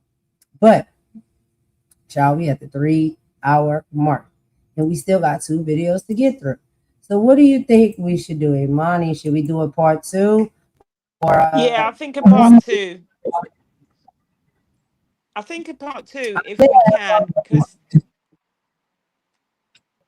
what do you reckon? this thing is acting crazy. I'm sorry. Anyway, so no, the last topic is, we had just 2 videos on one topic.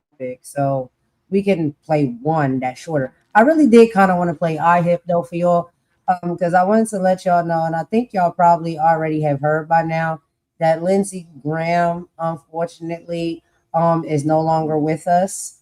And so we did have a video that we was just going to show about some coverage of that. um he has passed on, so RIP to him, and condolences for his family. We know he hasn't been the best or greatest person and has been nasty work, but I never revel in anyone's ascension to wherever it is they're going, and they're no longer being with us.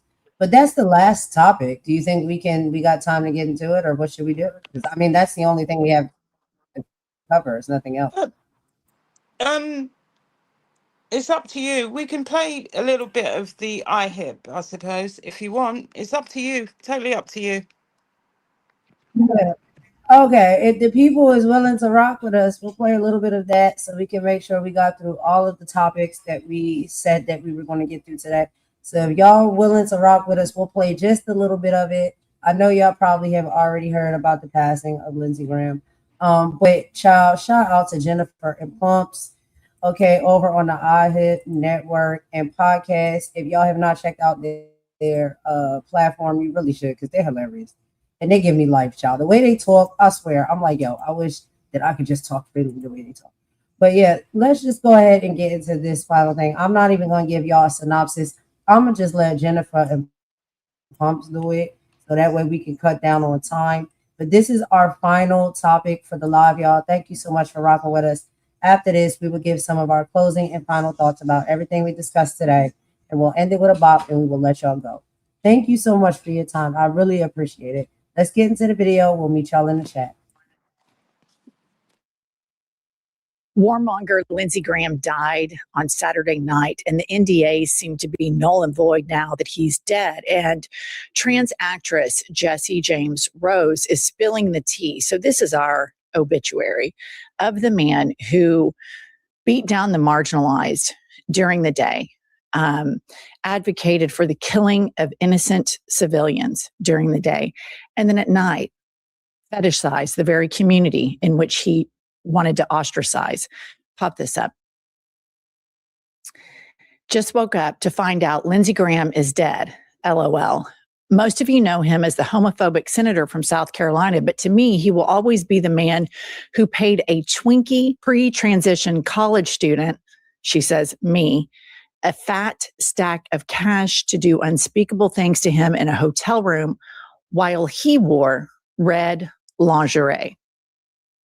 It's a canon trans event to have far-right freaks bankrolling you and then turning around and voting against you. People love to judge us for it, but I never see them opening their wallets. Shout out to sex workers everywhere forced to humanize their enemies just to make rent.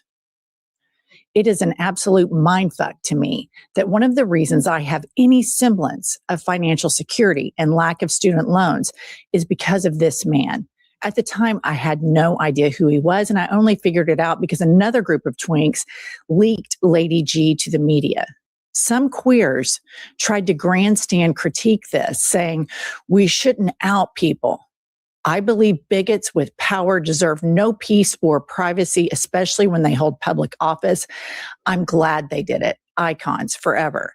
Anyway, if you've ever enjoyed what I do on the internet, know that it is in part because of Lindsey's generous donation over a decade ago.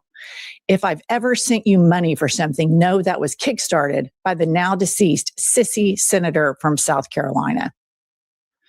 Lindsey, rest in hell for what you did to our community. I will continue to love queer and trans people harder than you ever hated us. I love every second of our time together, and now everyone knows. Wow. You know, here's the thing. We've heard these rumors, and it surprises me zero that they're starting to come out now that he's deceased and are able to talk more openly about it. And I suspect that. Okay, just a quick disclaimer, child. Yes, I'm laughing in my seat. However, like I said, Jennifer Pumps, they're going to do what they do. And, you know, that person who I guess was making that message that they wrote, they said what they said. But I just want y'all to know that's not my feelings or emotions, okay? I still will always say to anybody, no matter how nasty work they are, rest in peace. That is up to the creator to decide which way you go, where you go. It's not up to me. So I don't never tell nobody, you know, it's not my thing. Like, I don't say, like, go to HE double hockey sticks. You belong at HE double hockey sticks. I don't judge nobody if they feel that they say that someone should go. Because I don't know what their experience with that person has been and their feelings towards people may be. So I just want to make that quick disclaimer real quick.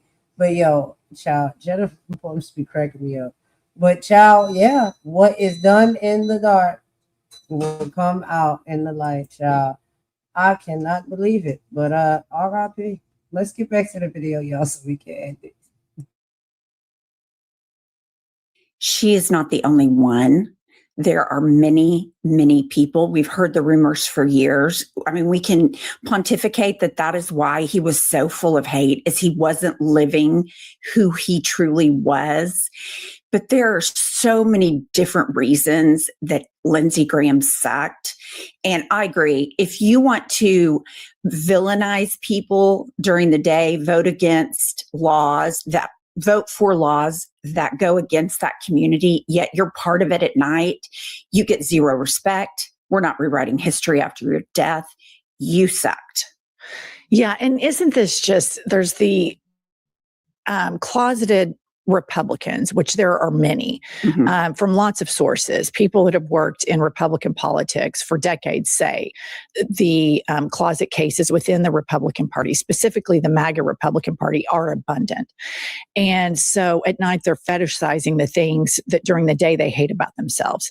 But isn't this also emblematic of the electorate at large?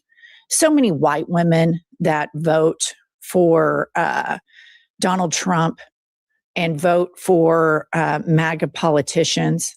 And then they have these lives, social lives, where they want to feel cool and multicultural. And it just, I want to say that what I think Jesse James Rose said, that I will love this community more than those people will ever hate it. And I've always done that. And I just think right now is a time for people who have microphones to use them. This is getting really, really serious. Donald Trump is escalating the efforts to disrupt the elections, and he's going to continue. And he has a bunch of nuts, submissive, closet case men around him that want to cheat, because none of these people are good enough to stand on who they are. Veil off, just saying, this is who I am. And of course, Laura Loomer and all of MAGA is going down conspiracy rabbit holes right now. So let's pop this up.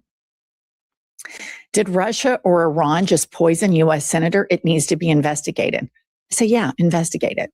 Investigate it. You guys have the House, you have the Senate, you have the Supreme Court, you have the FBI, you have the CIA, you have the presidency. Do it.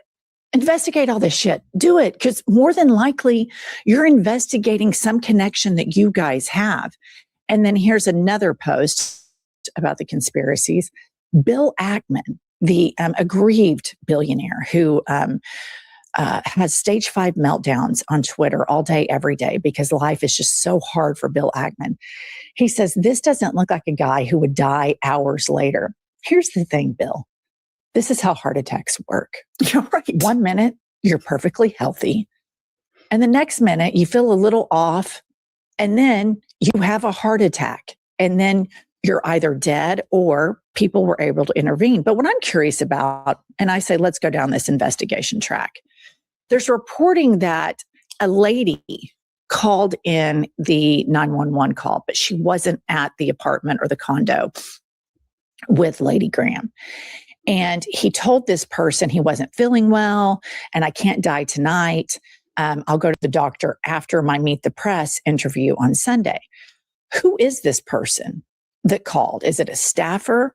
I want to know who called about Lady Graham. You know, I love a good sex scandal. So my first thought was he on some type of Zoom and they were doing like naughty sex over the internet, kind of like a la Big Titty Brian, and that person made the call? Or was it a staffer, which that's so boring. But I just thought, who is this person and are they really a woman? Because my first thought was maybe one of his, hired boyfriends was over in the middle of the night. Yeah. I mean, I think the reporting is pretty solid that somebody called 911 that was in Maryland and said that the door would be unlocked, and the paramedics arrived and the door was bolted, and then they had to beat down the door. And so, I mean, I don't know, it's probably more than likely a staffer, but despite the situation surrounding Lady Graham's death, the sex workers are going to be coming out in full force now that there's no threat to their lives or these NDAs that they were forced to sign, because Lindsey Graham being gay was an open secret in Washington, D.C., which brings me to all of these MAGA politicians. You had Katie Miller come out, and she's been on the internet the last day. And Joe Biden, who worked with Lindsey Graham for decades, sent a tweet saying, Lindsey was my friend. I wish his family best, thoughts and prayers, the typical stuff that a mature, realized adult would tweet. I wouldn't tweet that if I was in the Senate. But the senators that are in there are tweeting these kind things. And Katie Miller responds to Joe Biden. Did somebody write that for you? While at the same time, she also tweeted yesterday a picture of her holding her newborn. I can't tell you how addictive this is. And then another tweet where she says, Donald Trump is the most pro-family president this country has ever seen. Liars. And you have a person of power that has this secret, and that secret can ricochet out and cause toxic ripples to the whole community because you have people around that person that help them keep their secret. The thing with MAGA is you have a whole group of people that are broken, toxic, dysfunctional, and they're all together. And the collective toxicity of their secrets ripples out. And this is a moment for the Democrats to wholly start attacking. You might say, attack after Lindsey Graham's death. This is the fight of our lives. Yes, you say, here's a man who every single day preached family values and anti-gay rhetoric and talked about the killing of civilians, was a homicidal war criminal out the wazoo.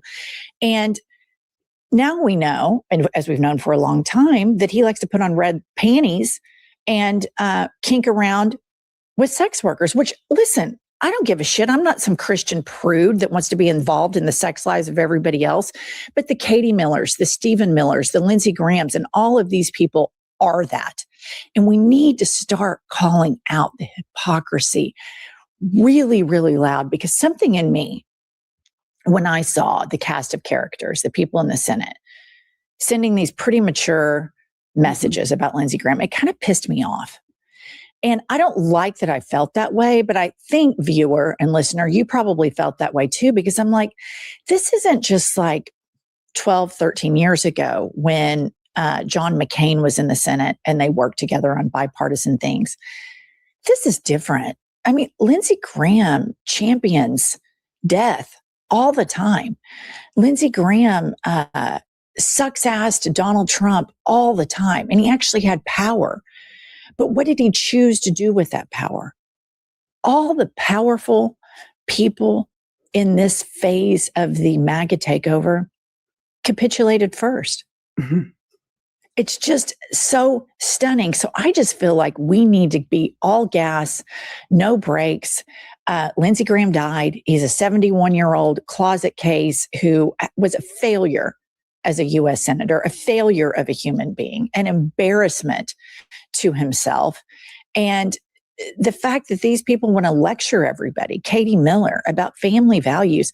What about Lindsey? Why aren't you writing a tweet about, well, Lindsey never bred? I mean, her big platform is everybody needs to breed. It's so addicting. She just discovered this new human thing, breeding. All right, y'all. So we're going to stop it right there. So I just don't even know. I don't even know. But, in particular fashion, it's like, of course, RIP, but child, it was the red panties for me. I was just like, okay. All right. Okay. Like, but did we not suspect? Did we not suspect? Did we not know? You know what I mean? Can I listen? Can I bring some Go ahead, seriousness to go this? ahead. Go ahead. R.I.P. to Lindsey Graham. I apologize.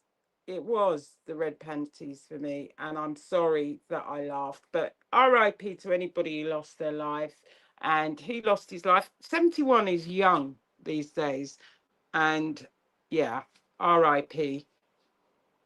Let's hope that let's just hope that we don't get another warmonger in that seat. But we feel sorry for anyone passing. We really do, even though there's the unruly behavior in the chat. I'm sorry. R.I.P. to Lindsey Graham.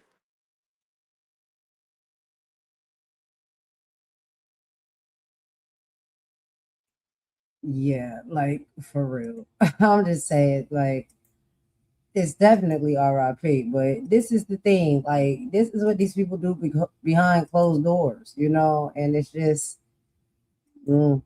I guess at some point they're going to spill all of your tea. What you do in the dark will come to the light. Rain is about they think rain. What I think is a shame is to be 71 years old and not to be able to live your true life. Because who cares in 2026 that this man was gay? Only he did, really, and the people that surrounded him. And I think it's a shame that he had, in this day and age, to live that secret life. I mean, it's such a shame, but it's the shame that they're putting on people for just wanting to be free and live their life as they should be. Because, no one cared. No, I didn't care. I certainly knew that he was gay, but I didn't care. And I just think it's such a shame. Let people live. That's true. That is true. It's unfortunate to be put in a box. You know what I mean? When it comes to who you truly are and your sexuality and things of that nature, to have to hide and do things in the midnight hours and things like that, and then get up in the morning and act like it's not a thing. You shouldn't have to live like that. You should be able to be unapologetically who you are, how you are, and be free. That is the goal. And in 2026, there's no reason for you not to be able to move that way. But, I guess when it comes to old school, they so stuck maybe in, like that box, because that's how they had to always be majority of their life, or at least half of their life, because of how things were back then. But things have changed. You don't have to hide no more. Just be you. You know what I mean? Like, you ain't gotta be hiding and sneaking and slithering around. Just go on out there and be you. Be unapologetically you. But it's a difficult path, I guess, for people to travel or whatnot when it comes to that. And I guess it just goes to show it doesn't matter how young you are, how old you are, it still can be something that's difficult to navigate. But I mean, for the most part, like, nobody's gonna hate you or dislike you because of what your sexual preference is. We've gotten too, far when it comes to, life and society. We're not like that anymore. We're not judging people on that. We're not hurting or harming people on that. And I can't say everybody is not. There's probably some hateful people that still may do. But for the majority of the people, they accept people for who they are. They love them just the same. So, I get it can be scary, but, it's a shame.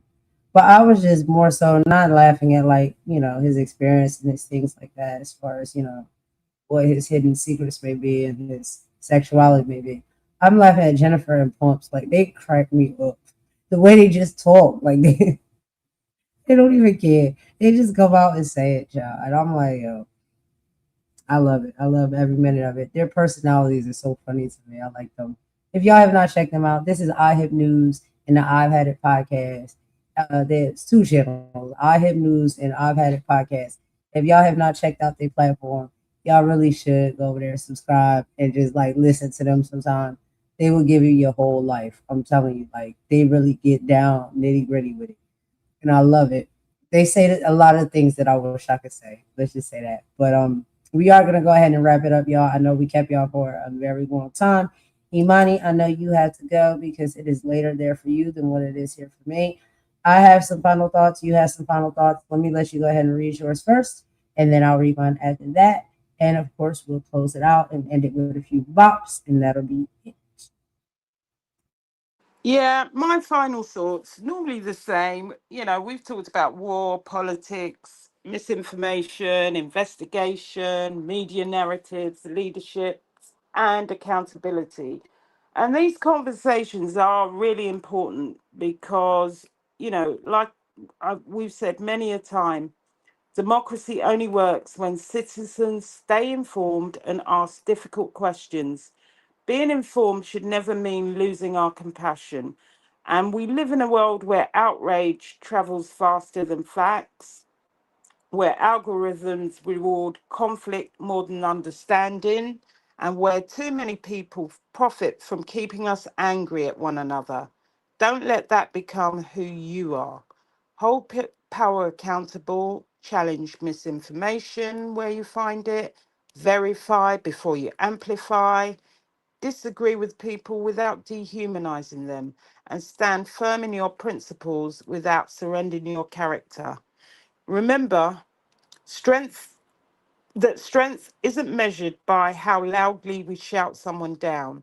Real strength is remaining fair when emotions are running high, Real courage is speaking the truth even when it costs you something, and real leadership is building bridges where others are trying to build walls. History reminds us that progress has never come from hatred.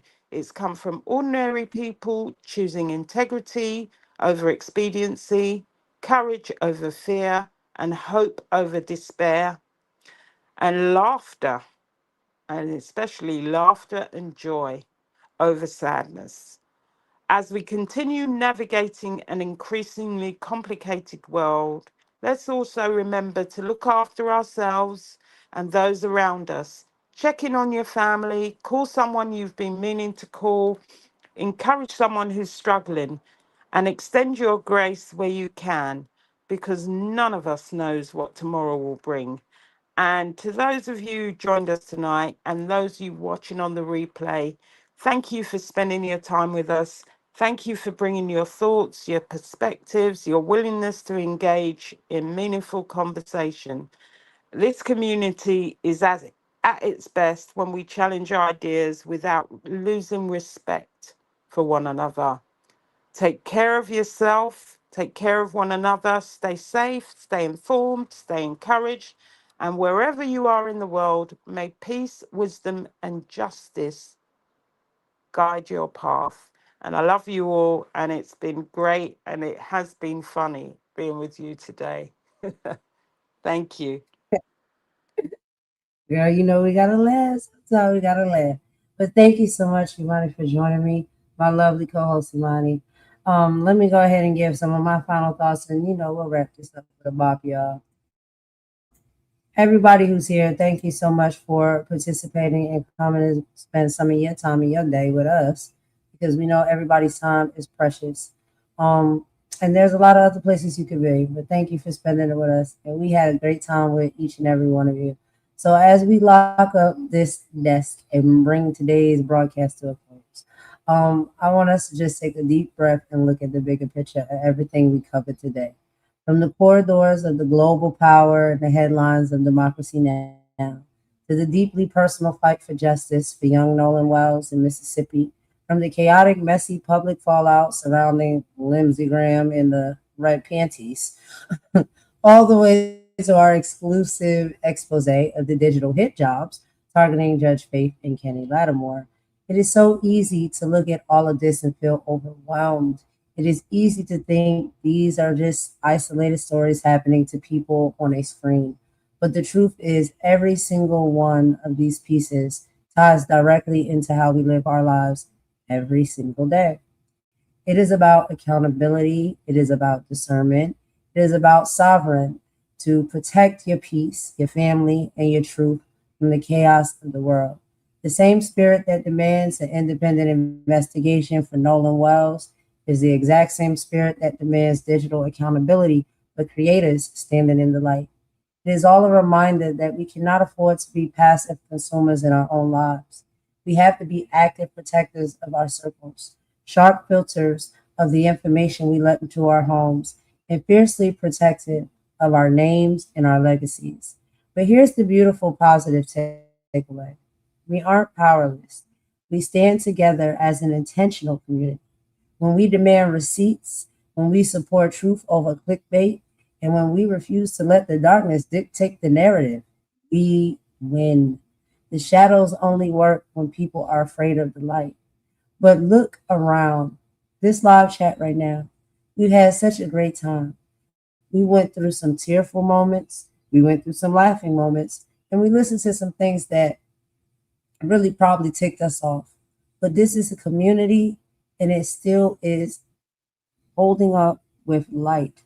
And so what we always want to remember to do, not just for ourselves, but for the others that we love, our community, we want to protect our peace. We want to stay flat-footed in our truth. We want to keep our circles tight. We love, we appreciate, and we see all of you for who you are. And we love and appreciate and want you to come back to see us anytime you feel like it. You know that we are here. Your presence is extremely appreciated. And this is from Golden, Imani, and Mama Warrior. So we wish you all peace, blessings, and stay grounded, y'all. So that's all we got on this live. We will see y'all on tomorrow's live. I'm going to go ahead and end it with a bop per usual. You know how that go. But we appreciate each and every one of y'all for coming over and kicking it with us for a little bit. And we hope you like what you get when you come here. Well, we'll see y'all around. Y'all know we be in the same camps. So, red panties out. No, I'm just kidding. Let me stop. I'm not going to be a clown. That's all I got. Imani, you got anything else to say, girl? Or are you good? I think you finished yours up. Let's get into these bobs. Did you hear my thing? Because I couldn't hear you afterwards. Yeah, I heard yours. Yeah, you didn't hear Okay. mine? No, I heard yours. I thought I got cut out because the mic went out. But that's fine. Oh, Listen, love no. you I all, popped you back up. guys. Yeah, I popped you Love back you all, up. guys. I had a great laugh today. I shouldn't have had a great laugh, but I did. You just never know what you're going to get. We're going to laugh. We're going to cry. We're I going to get will mad. We're going to do all of the things. listen. I will never wear red panties again. Child, we cannot wear red panties no more. We just always want to think about Lindsey Graham, R.I.P. Anyway, y'all, let us stop. Again, like, for real, seriously, from a heartfelt space, I don't never like to see nobody lose their life. So rest in peace to Lindsey Graham, and condolences for his family and all of the things, that it's a shame, when people, are no longer with us. I know the family is affected, but child, that was funny with the red panties. I can't even hold on. But y'all, let's go ahead and end it with a few bops. And I'm going to talk to y'all on the next live and see y'all around the camp, okay? So thank y'all for tuning in. Golden, Imani, Mama Warrior, we out, y'all. Bye.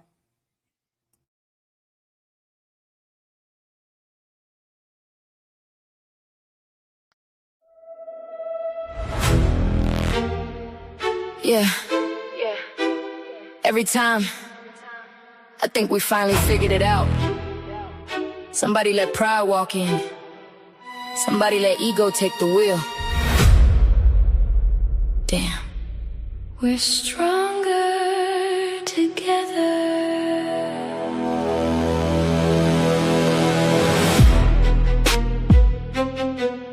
Yeah.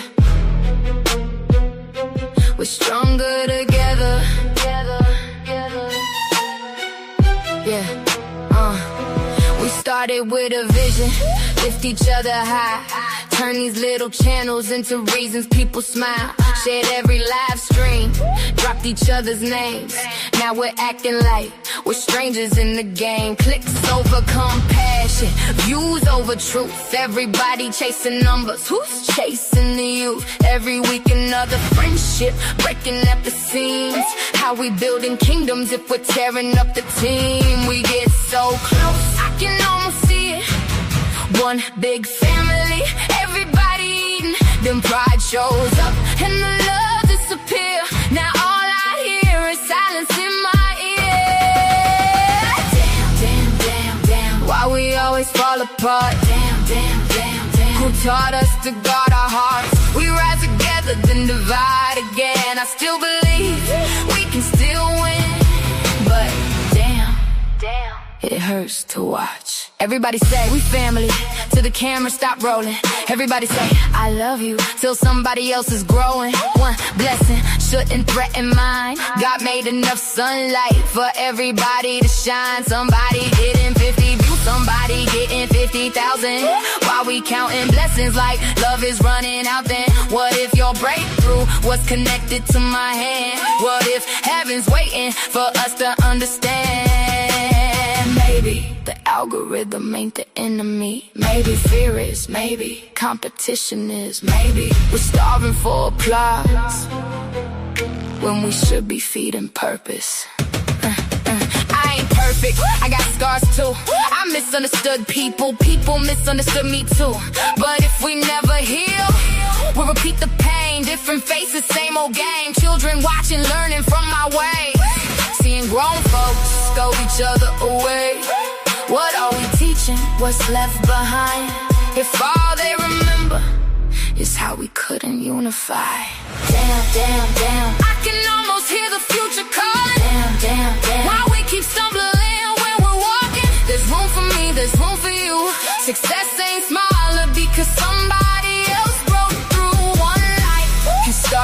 another. One voice can lift another. One dream can wake a nation if we stop competing and start creating. One day, the subscribers won't matter, the views won't matter, the money won't matter. People will remember who made them feel seen, who reached back instead of reaching over. Maybe unity isn't something we wait for. Maybe it's something we become. We're still here. We're still family. We can still get it right. Damn, but I still believe.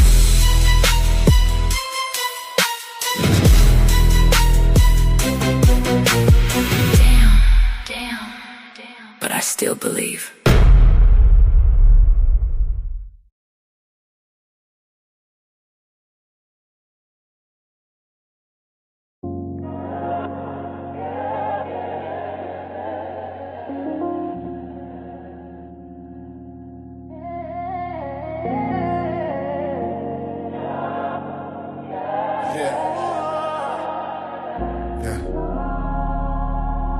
It's a collective thing, you know. Yeah. High freaks.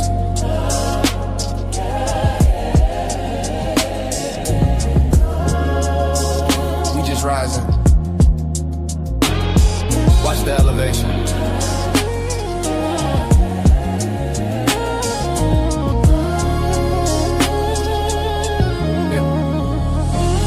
To look for God in the clouds, had my head down. Now I see the kingdom in the people, it's a spread now. Love is a currency, we don't need a gold crown. We lifting everybody up, we don't let us all drown. It's that eternal glow, yeah, that spiritual fastness. Turning all our trials into heavenly access. We moving past the labels and the religious brackets. When love is the language, we don't need a tactic. Love is love, it's the way that we climb. Leaving all the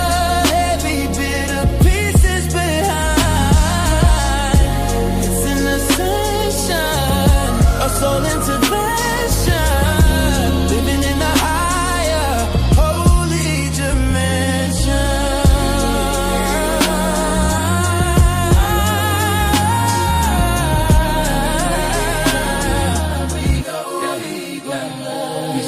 Deep in the collective, we finding the frequency. A brotherhood rising with spirit decency. No more division, we killing the vacancy.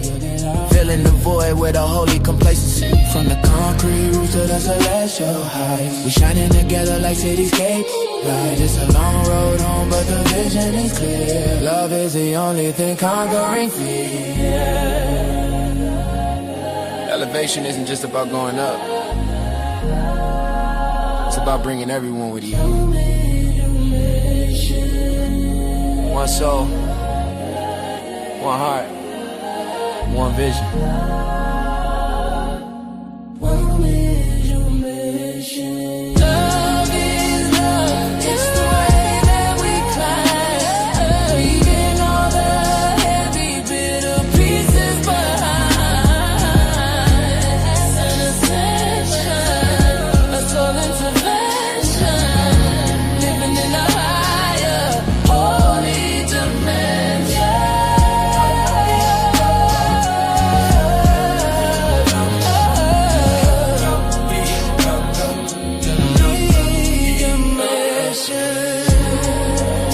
Collective energy. No one left behind. That's the elevation.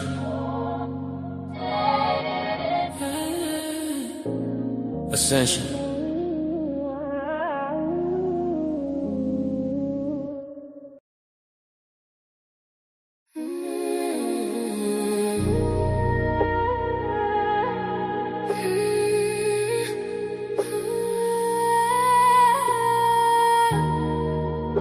They don't know her like I do. Nah. Golden. She moved through the city with her hair held high. pretty brown skin with a storm inside. Everybody see the glow, they don't know the pressure. Smile so warm, but her heart no weather. Late nights riding while the skyline blur. Trying not to cry when the memories occurred. Had to learn fast, everybody ain't loyal. Some people love you long as they control you. Now she move careful, energy expensive. Too many fake vibes hiding in the friendship. Used to give love with her hands wide open. Now every scar got the whole vibe frozen. They don't know her like I. No, they don't know her like I. She goes by golden. Soft voice, deep soul, hope or glowing. She goes by golden. City lights dancing with her heart stay open. Long dark roads, but she still stay focused. Everybody watching, but they don't really know. She goes by golden. Too much grace with the games they throwing. Real love, rare, so spirits they got it. Beautiful soul, but the pain left marks in it. Mirror tell the truth when the lights go dim. All the things she carry weight heavy within. She survived nights she don't even speak on. Still finding peace what the whole world ain't wrong. Funny how the love disappear when you're healing. Funny how the fate come around when you win. Now she trusts God more than people intend. Just cause smiles hot than being hidden in the big. She's still soft-hearted but she way less naive. Can't keep pouring love where there's nothing received. Still dancing slow through the hurt and confusion. Trying not to lose herself chasing illusions. She survived the fire. Still glowing through this room. Still still dangerous. Still chosen. She goes back golden. Snow so deep made the whole room notice. Heavy lies couldn't break what was chosen. Still standing tall while the whole world folding. She goes back golden. Heartbreak turned to pens-in-the-matic. Now the tears got rhythm when she's singing. And they still don't know her like that.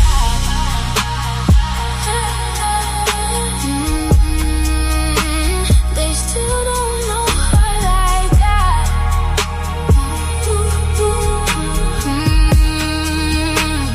Spend too much time looking for love in strangers. Spend too much time. Spend too much time letting outside voices shake the mirror. But at the end of the night, when the lights fade, when the city cried, when the tears dried, we still got